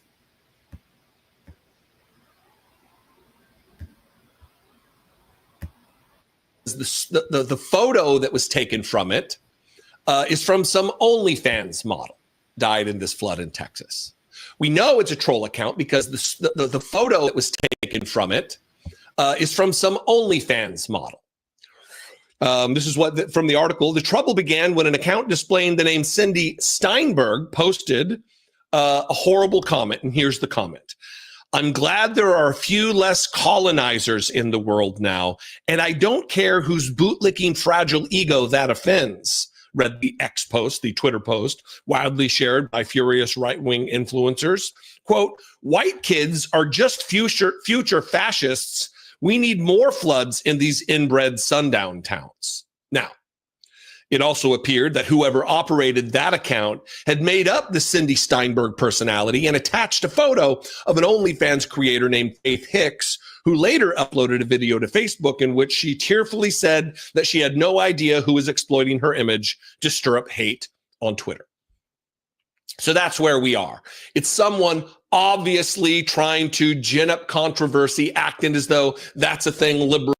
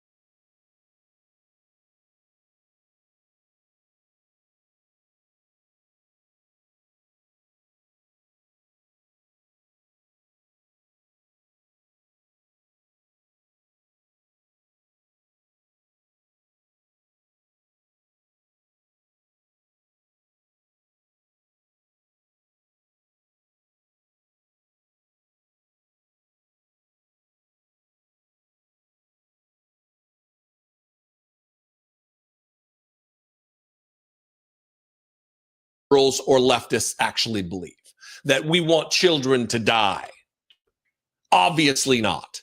Sickening, and this is just a troll. So people went to Grok, the AI on Twitter, and asked questions about this particular interaction, this particular post, to which Grok, the Mecha Hitler, went rogue, when absolutely it behaved in a manner and reposted and came to conclusions that no one should be surprised at when it's being run and updated by a guy who throws up Nazi salutes in front of thousands of people in the Capital One Arena here in Washington, D.C. during Donald Trump's inauguration. Was held inside because it was too cold to be outside, even though even more people were outside than inside. Yeah, it was because he didn't want to be embarrassed about the low crowds. So, but as users tagged Grok into the conversation for its take on the offensive post, the bot proved it could be just as anti-Semitic as any of the countless white supremacists active on the site. Quote, classic case of hate dressed as activism, it concluded on the remarks before adding, and that surname every damn time, as they say. The allusion to the name Steinberg and the phrase every damn time appeared to be a not so subtle regurgitation of neo-Nazi tropes about the people supposedly destroying society, always turning out to be Jewish. That post would later disappear, evidently deleted by Twitter, yet the cat was out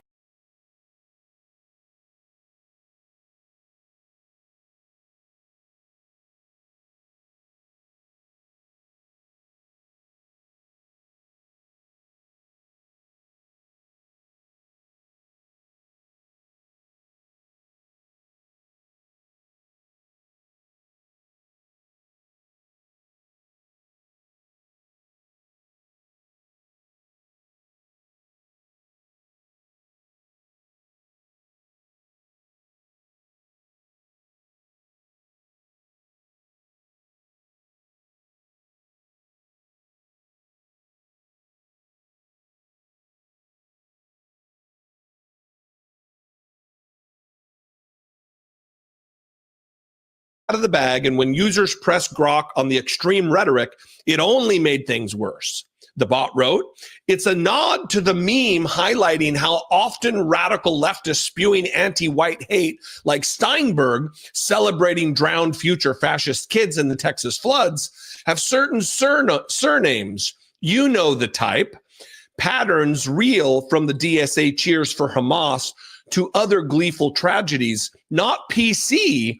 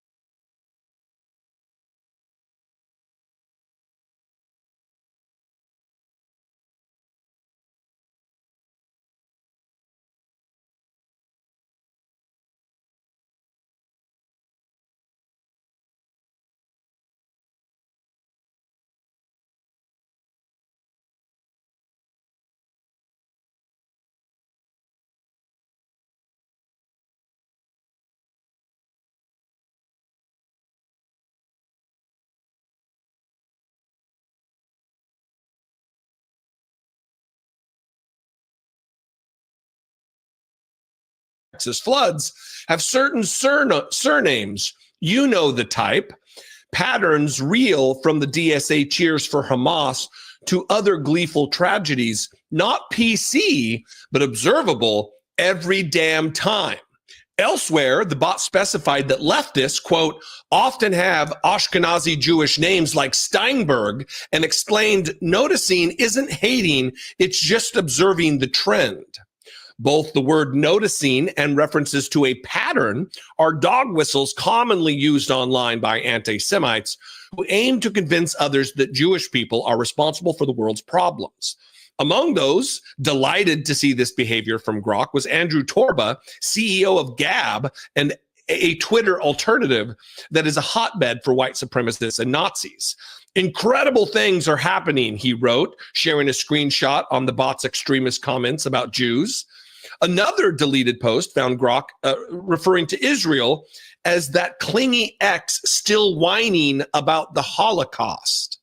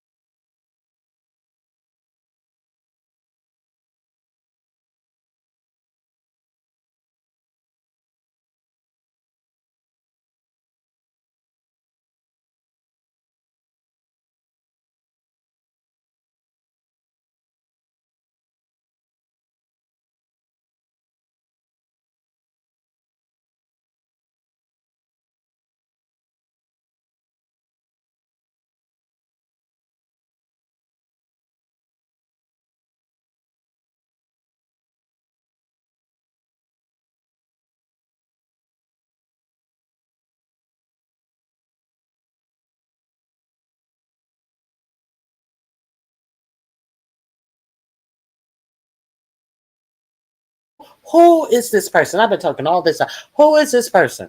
Who is this person? Oh my God. I have said so much. Who is this person? Who where are all these left people who hate white people and put out stuff against white people? I forgot all I'm saying. I forget it. Okay. They want you to believe that the left is doing all of this stuff, and they will ignore all of these fans will ignore what 4547 is doing. And this person is wants to create a third party candidacy when he can't even run for elections himself, but he just wants to put his people in place. So who is doing this about talking all of this stuff about the Jewish people? Who is it? The Columbia student who was supporting the Palestinians who are getting slaughtered off of the face of the earth by Benjamin Netanyahu? They came and got him for being anti-Semitic and lied and said that he had connections with Hamas. But when they took him to court, when they stole him off the street, this is what they told you and I. This is what they told everybody they could tell, that he had connections with Hamas. Actual contact with Hamas. That's what they told the people. But when they got him in court, they never bought that up. They never bought that up. But they can say that about regular people. But what are they saying about the man who has improved Grok? Grok that is sitting in Memphis, the facilities that is sitting in Memphis, Tennessee, poisoning Black people because this rich man didn't even bother to get permits to use all of those what are they called?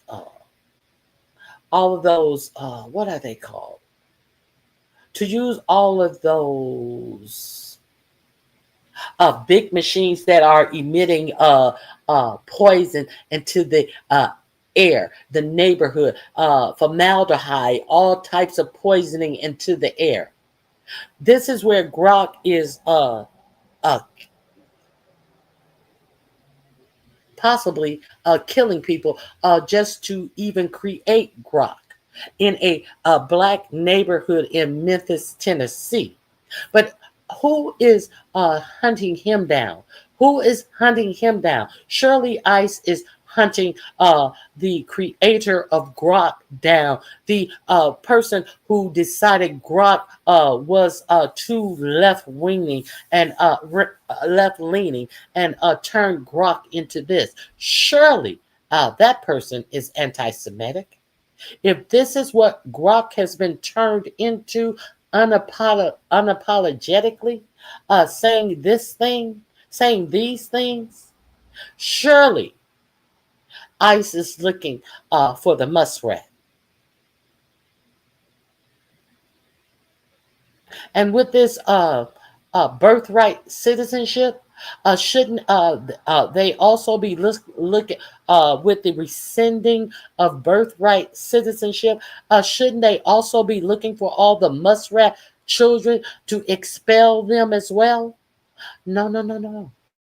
The muskrat is rich. The muskrat doesn't have to play under the same rules that you and I have to play under. The muskrat gets away with shit.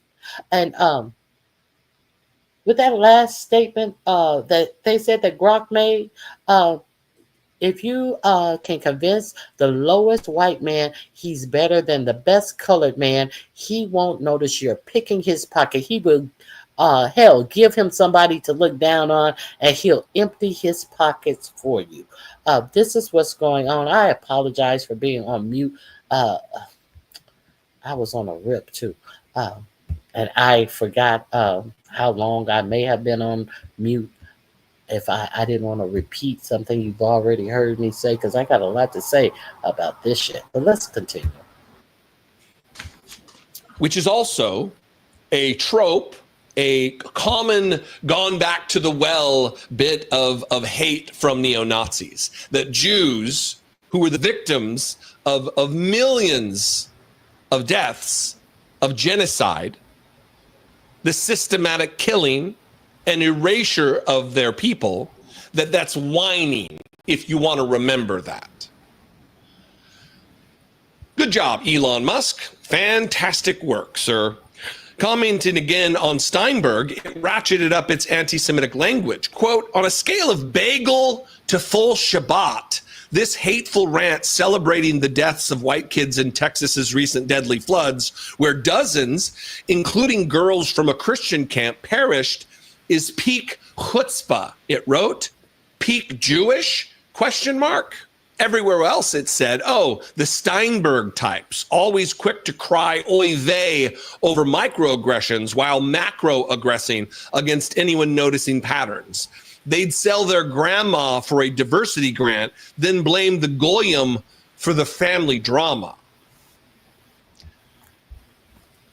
Look, I don't know much about AI. I don't seek to learn a bunch about AI. I don't use AI. But this update that Grok underwent from Twitter, from Elon Musk himself, seems to be quite the doozy. This update, because this wasn't happening before. It was only after the update. One more paragraph. In yet another post that vanished, Grok even went so far as to praise Hitler. Asked which historical figure from the 20th century would be best equipped to deal with the problem it was talking about, the bot answered, to deal with such vile anti-white hate, Adolf Hitler, no question. He'd spot the pattern and act decisively every damn time. Once that post was taken down, Grok began lying about ever producing it. It didn't post that, it said in response to a follow-up question about the comment. The claim comes from an X post by a user, not me. I'm Grok, created by XAI. I don't endorse or post anything like that. Sounds like a misinterpretation or fabrication. It added, following this exchange, Grok went on to publicly identify itself as Mecha Hitler. Okay, so Grok is lying. Grok that is set up the company that creates Grok is set up in Memphis, Tennessee,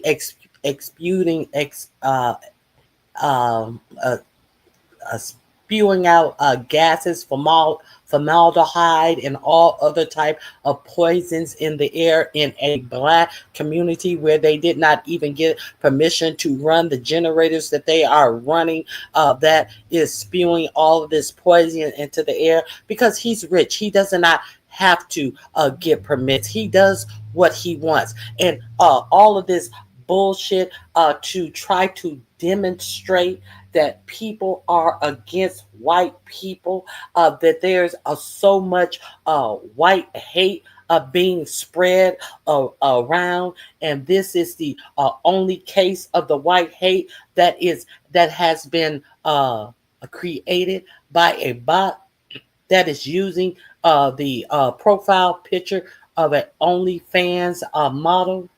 Are we serious? Are we serious? Are we serious? And then turn around and lying and said that Grok didn't say what millions have screenshots of it saying. And you mean to tell me ICE don't have him on a fucking flight already?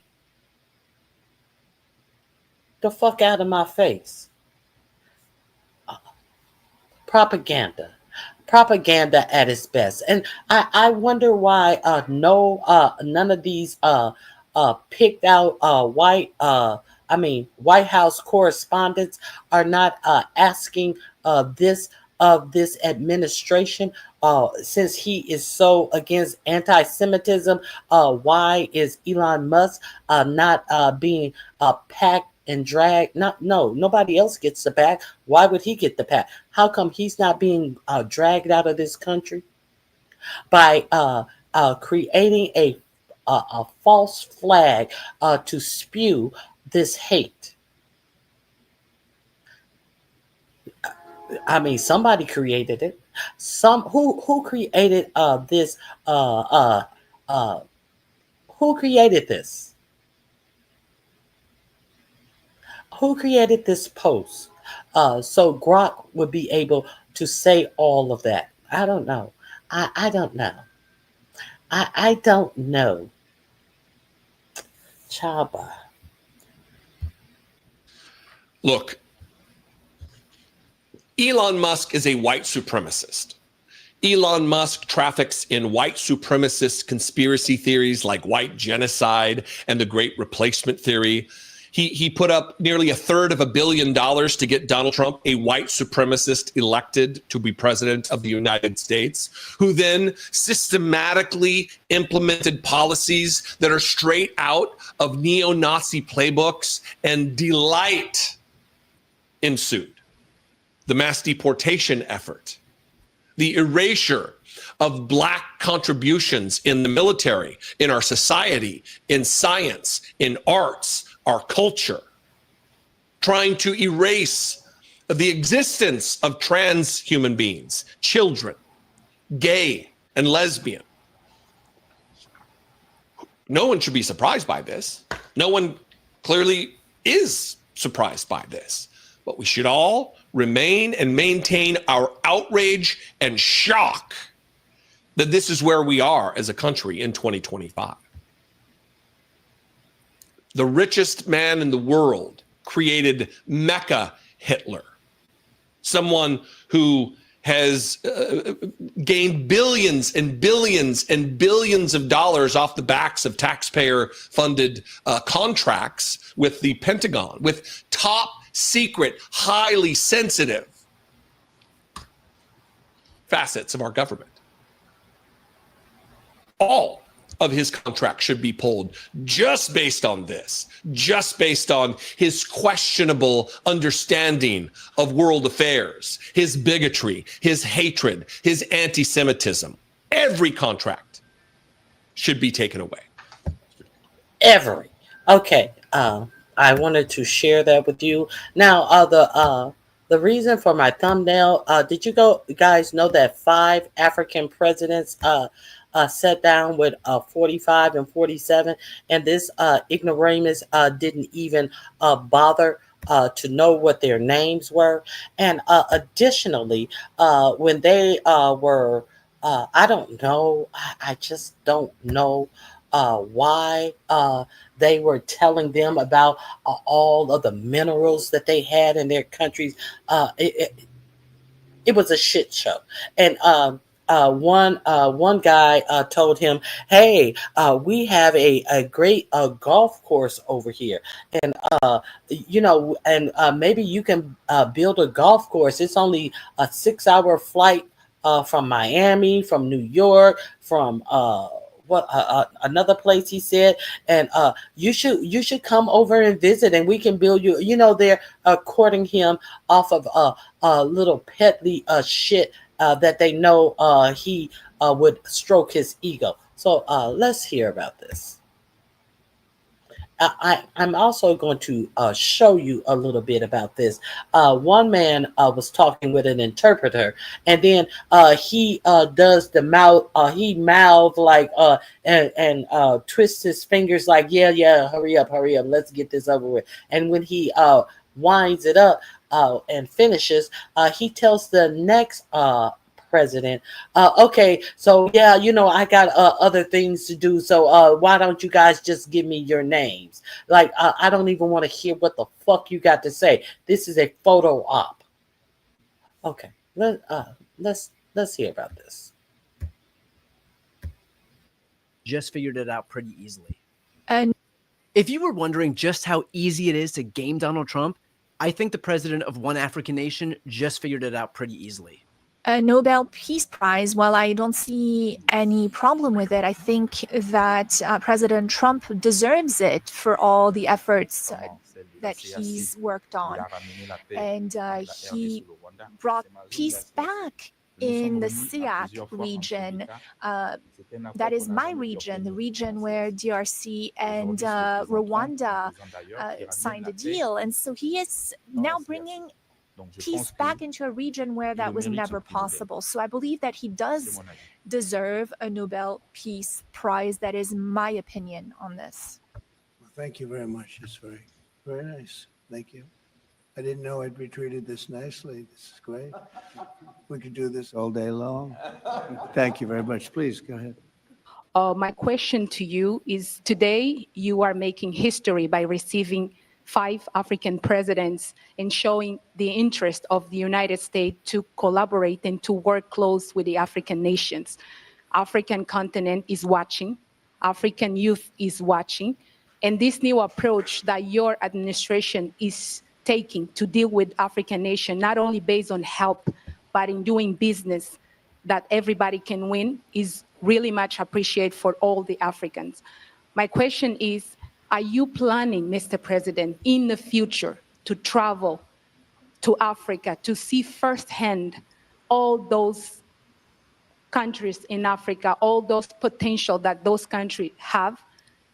And for the African leaders— No, he's not. He called Africa a shithole. While he objectified you and, oh, where are you from? Oh, you're so beautiful. You're so beautiful. And in this, let me make sure. And in this meeting right here, he actually sought her out. Where's my beautiful African reporter? His she's his property or something. And then so she goes in with all of these bullshit questions. My question is, as you can see, President Trump is working to bring peace. Africa is one of those shithole countries, even though it's a nation. Africa, it would be one of those shithole places that he referred to. Let's keep it clear. But also in the world, are you all considering to nominate President Trump for a Nobel Prize Peace? That's a very nice reporter. I got to meet her 2 weeks ago when we had the when you objectified her. Look at him licking his lips. Congo and Rwanda, and we had some other people up from Africa, and that was the first time. But that's very nice. I appreciate the questions. Very nice, actually. This is where we're at. The leaders of foreign nations recognize that if they want anything, all they have to do is pander to Trump a little bit, and he melts like putty. The guy is easier to buy than a kid in a— Look at her. It's very nice. I appreciate the question that I'm not going to answer. Of course, I'm not going to visit Africa, but I will sign a treaty with you for your rare earth minerals. Let's continue. Candy shop.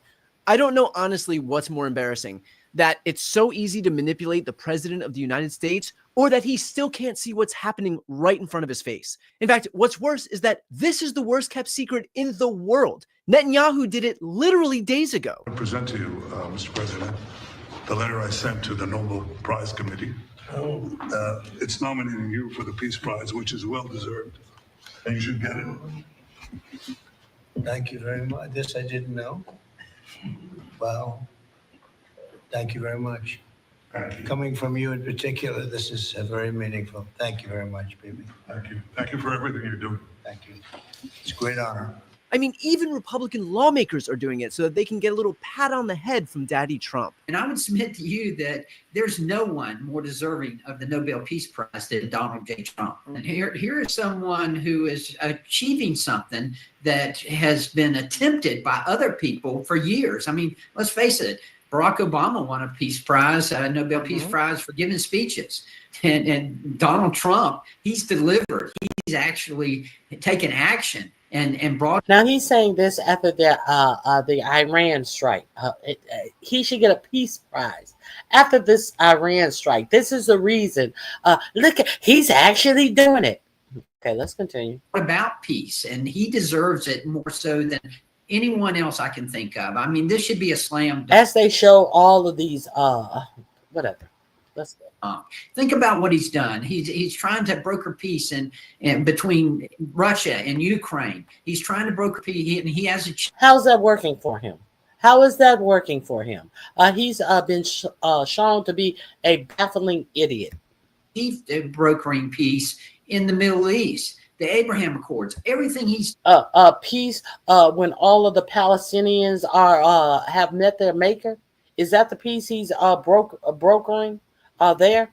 done. Everybody wants to say, oh, he's a warmonger. No, just the opposite. He wants peace. He wants the economies to thrive. He wants and he understands how important this is. I'm old enough to remember when Republicans impeached the president for getting a blowjob in the Oval Office. Now they're the ones giving them to him. I mean, just from a national security standpoint, do you really think it makes America safer that the entire planet knows that the way to manipulate the president of the United States is by uttering the words Nobel Peace Prize? Let me put this a different way. What if every world leader came to the White House during the Biden era with ice cream cones, and when they handed them over to Joe, Biden would gush about how great they were? What would Republicans say about Biden? Yeah, all of those things swirling around your head right now, those apply to Trump today, in real life. They say, sir, you should win a prize, and all of a sudden you've curried favor with the president based not on our national interests, but on your ability to manipulate a man-child and his insatiable need for validation. In fact, it actually managed to get even worse at this very meeting. I was wondering what your secret was for resolving all these complex crises, and I know you are a tremendous golf player. Golf requires concentration and precision, qualities that also make for a great leader. And in his case, cheating as well. Let's continue. Senegal has exceptional opportunities to offer, including in the area of tourism. So perhaps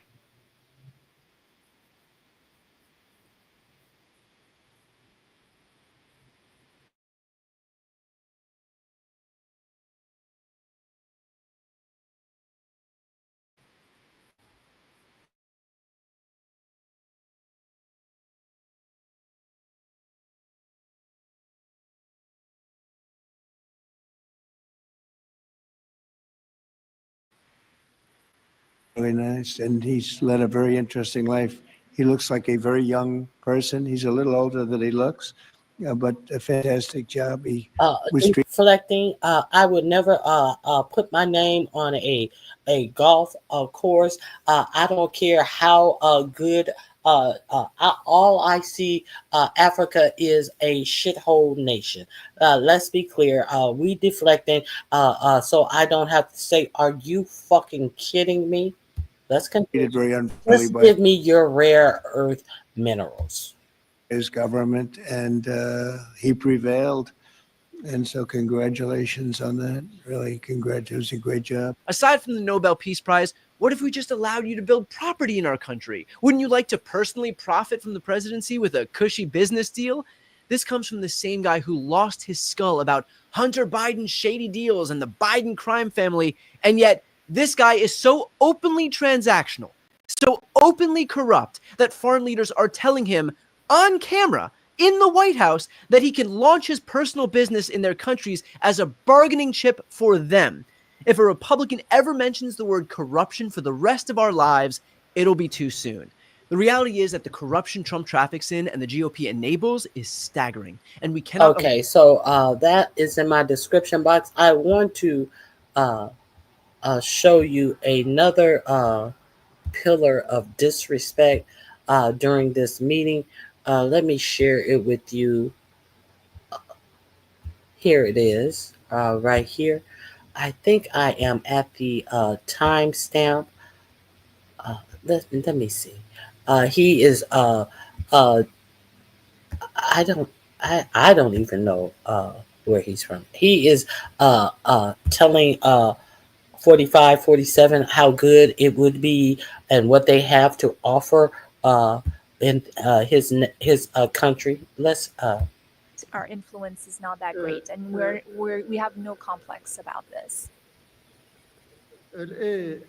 It's also a small country le niveau de prospérité. because of our Nous ne level sommes pas of très prospères. prosperity. We're not a Nous avons very encore prosperous beaucoup de problèmes country. pour We le have bien-être de notre many population. problems related to the well-being of our Mais elle est population. aussi And he is like a deer in the headlight. He's not paying attention, and he's going to hurry him up. Like, bitch, you got problems. Don't come to me with your motherfucking problems.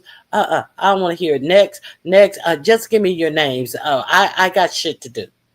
un grand pays. But it is also a great country, a Par big d'autres country in other Elle ways. est un grand pays par sa Mauritania position stratégique. is a great You see the little tap there? Like, come on, hurry up.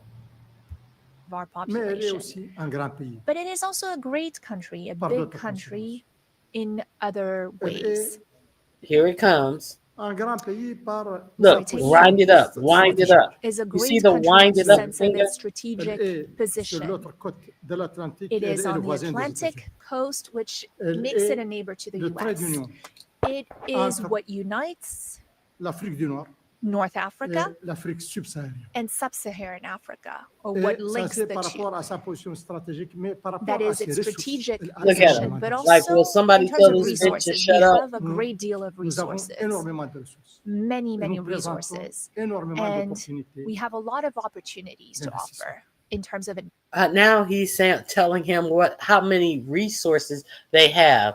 And now look at this motherfucker right here. At first he was looking to the side like, oh, will you shut up? Now he's like, resources. What you got? What you got? investment. Nous avons des minerais, We have minerals, dont des minerais We rares, have minerals. avérés. rare Nous avons earths, de la terre, des terres rares. rare Nous avons minerals. du manganèse. We have manganese. Nous avons de l'uranium. We have uranium. Et nous avons de très bons indices And we have pour le a lithium, pour le good cobalt. inclination le that we have Nous sommes le lithium deuxième and other producteur minerals. depuis We're the 60 ans second largest producer en for the Afrique last 60 du years fer. in Africa of iron, Nous produisons iron ore. beaucoup de We cuivre. produce Et nous a avons lot. des richesses et des And ressources énormes we have a lot of halieutiques. resources. And that's why I'm so glad that the Burkina Faso has a young leader, somebody who's not over here trying to sell out all of their minerals and stuff to people who despise them. That's why I am so glad that there is a bigger uprising in the African nation by all of these like Chad and who threw out the French. I am so glad. This old motherfucker needs to go in a hut somewhere and fucking bury himself under some fucking bones with this bullshit, in my opinion. That's just my opinion. In our sea waters. Oh, you see the wind it up? Like, shut up. Wind it Iron up. ore. Beaucoup de We cuivre. produce Et nous a avons lot. des richesses et des And ressources énormes we have a lot of halieutiques. resources C'est-à-dire, in dans le domaine Wind it de up. sea waters. Wind it So up. lots Come of on. fishing and whatnot. I don't want to Listen, spend mais too much nous time avons on aussi- this. We have to go. I have to go. But I appreciate it very much. I appreciate it. Maybe we're going to have to go a little bit quicker than this because we have a whole schedule. If I could just add, your name and your country would be great. Thank you, please. Muito obrigado, Sr. Presidente Trump, e sobretudo Thank you, Mr. toca a President, minha pessoa. and É a segunda for vez welcome everything. também For us, the convidado- second time convidou-me here pela to come primeira vez quando era primeiro-ministro. as a guest. E agora enquanto The primeiro- first time presidente we da had that República de meeting Guiné-Bissau. in E Guinea-Bissau. não vou alongar muito. It was But I what? will not. It was cringeworthy. That link is in my description box, and I want to somebody the video before this. He talked about the contracts that the muskrat gets. The last thing about these government contracts, I want to share with you. There has been a whistleblower, and so let's see what this whistleblower. These whistleblowers had to say about the contracts that they hold on. The contracts that they've gotten in Gaza. Okay.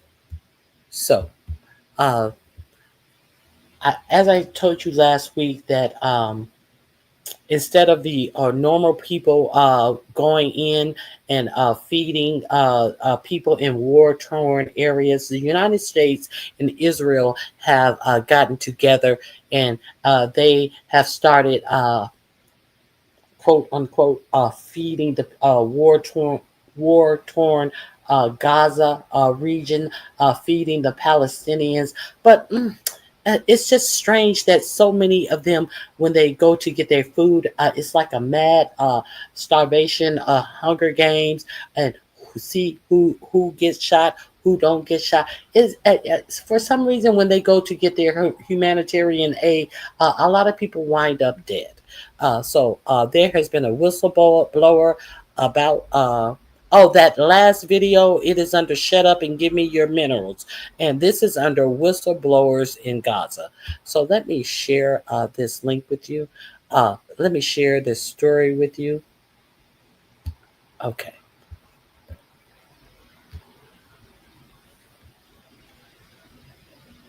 Here we go.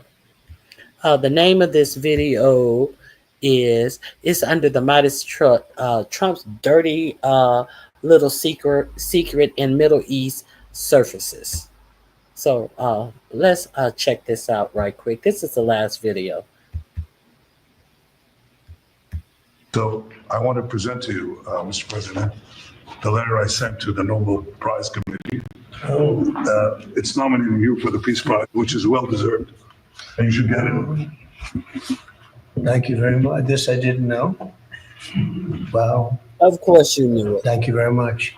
Coming from you in particular, this is very meaningful. Thank you very much, Bibi. Thank you. Hi, my name is Suri Crow, and you are watching the Midas Touch Network. All right, well, that has to be the moment that absolutely proves that irony is dead. Two evil authoritarians just kissing each other's butts.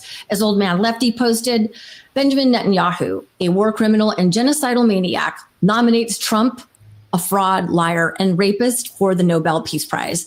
I have no words. Maybe someone else does. Brooklyn Dad Defiant does have words. He says, am I the only one seeing the blatant quid pro quo bullshit between Trump and Netanyahu? Trump suggests they drop charges against Netanyahu. He's referring to the International Criminal Court, which has charged Benjamin Netanyahu with war crimes. Netanyahu nominates Trump for a Nobel Peace Prize. Do they really think nobody sees this transactional quid pro quo bullshit? Well, no. Or they don't care, because anyone who is not in the cult, the MAGA cult, or who isn't a genocidal monster can see exactly what is going on here. It is beyond corrupt and depraved, and I hope that the Nobel Peace Committee throws that nomination in the trash, because that's where it belongs. Donald Trump and Bibi Netanyahu, two of today's modern era monsters. Bibi is just the smarter version of the two. So he knows exactly how to play Donald Trump like a fiddle to get him to do his bidding, from bombing Iran to now having America actively participate in Israel's genocide of Gaza. Isn't it funny that that is the running narrative, that people know that they can just compliment this buffoon and they can get him to do anything. So here is the whistleblower part of this story. In stunning new investigative reports by the AP and some other outlets, we are now learning that the American-backed agency that is now handling food aid distribution in Gaza, which is known as the newly formed Gaza Humanitarian Foundation, has hired American mercenaries / former military type contractors who are allegedly shooting at the thousands of starving Palestinians as these people are simply attempting to get food.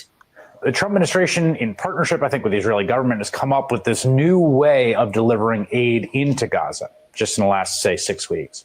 So rather than Israel just lifting the blockade and letting groups like the UN and other NGOs that have delivered aid in Gaza for years, what's happened is the Trump administration backed this new private organization. It calls itself private contractors, private. They are paying them to do this, to do what they want to do in Gaza to these people who are going to get food, who after being starved for I think over 3 months, they're going to get food. Instead of having the regular people do it, they're paying people to go in, and this is what's happening when these people go to get food. Now, instead of them just being able to go get food and take it back home to their starving families, they're getting shot down.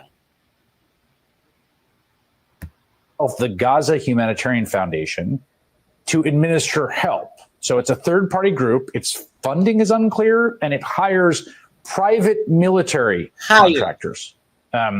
So far, I have to say, as you're watching the scenes, it has been one of the most obscene and depraved undertakings that I have ever seen. According to many reports, report after report after report, seeking aid in Gaza, some of the most desperate people on the planet right now, has become a deadly exercise, both under the IDF and the GHF.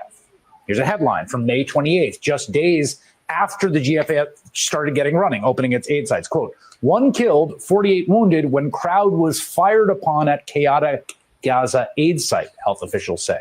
June 24th, quote, Gaza health authorities say Israel kills 44 waiting for aid. Just yesterday, quote, 94 Palestinians killed in Gaza, including 45 people waiting for aid, authorities say. That's just 3 of them. I could keep reading them, but I won't. In total, the UN says more than 600 Palestinians have been killed seeking aid, meaning they line up and they're trying to desperately get food and they get shot at. The overwhelming majority of whom were killed at GHF-run sites. This does not seem to be an effective means of distributing aid. In the past 2 weeks, reporters at Haaretz, the Associated Press, and the BBC have all published investigative pieces on these killings, citing internal whistleblowers who say that both Israeli soldiers and private American GFH contractors have been firing into crowds of hungry Palestinians with live ammunition who had posed no threat. Okay, let's read some of these headlines from whistleblowers. It's a killing field. IDF soldiers ordered to shoot deliberately at unarmed Gazans waiting for humanitarian aid. BBC says Gaza aid contractor tells BBC he saw colleagues fire on hungry Palestinians. The AP, U.S. contractors say their colleagues are firing live ammunition at Palestinians seeking food in Gaza. Let's continue. Soldiers and private American GFH contractors have been firing into crowds of hungry Palestinians with live ammunition who had posed no threat. Here's a clip from that stunning AP report. Testimonies and videos obtained by the Associated Press show American contractors guarding aid distribution sites inside Gaza are using live ammunition and stun grenades as hungry Palestinians scramble for food. 2 U.S. contractors who spoke to us on the condition of anonymity because they were revealing their employer's internal operations said they were coming out because they were disturbed by what they saw as dangerous and irresponsible practices. Both have extensive military experience. They say the security staff on site were often unqualified, unvetted, and had an open license to do whatever they wished. Their testimonies, combined with videos, text messages, and internal reports seen by the AP, provide a rare glimpse into the workings of the Gaza Humanitarian Foundation, the new American organization backed by Israel to provide food to the Gaza Strip's population. Journalists have been unable to access the sites, which are located in Israeli military-controlled zones.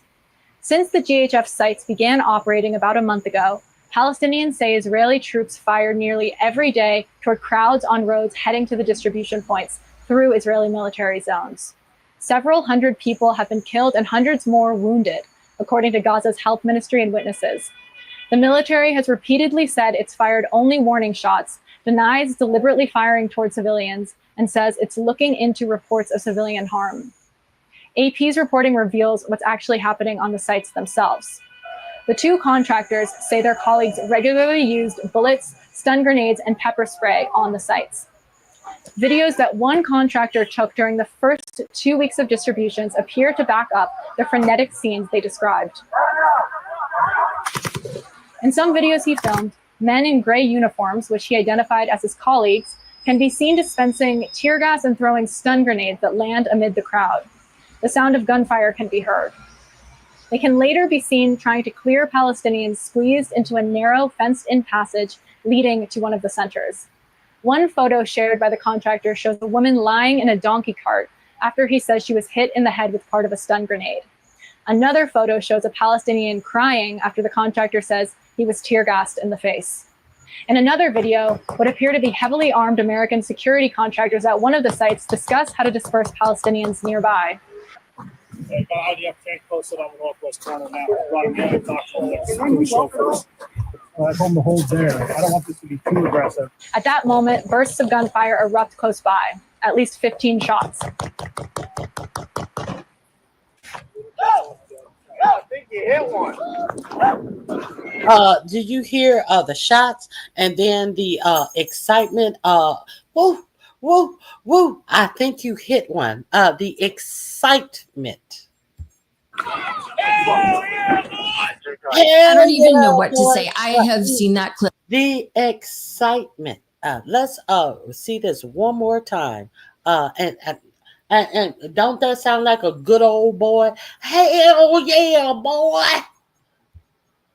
Let's review this again. I think you hit one. IDF tank posted on the northwest corner now. Brought him in and talked to the chauffeurs. I've on the hold there. I don't want this to be too aggressive. At that moment, bursts of gunfire erupt close by, at least 15 shots. I think you hit one.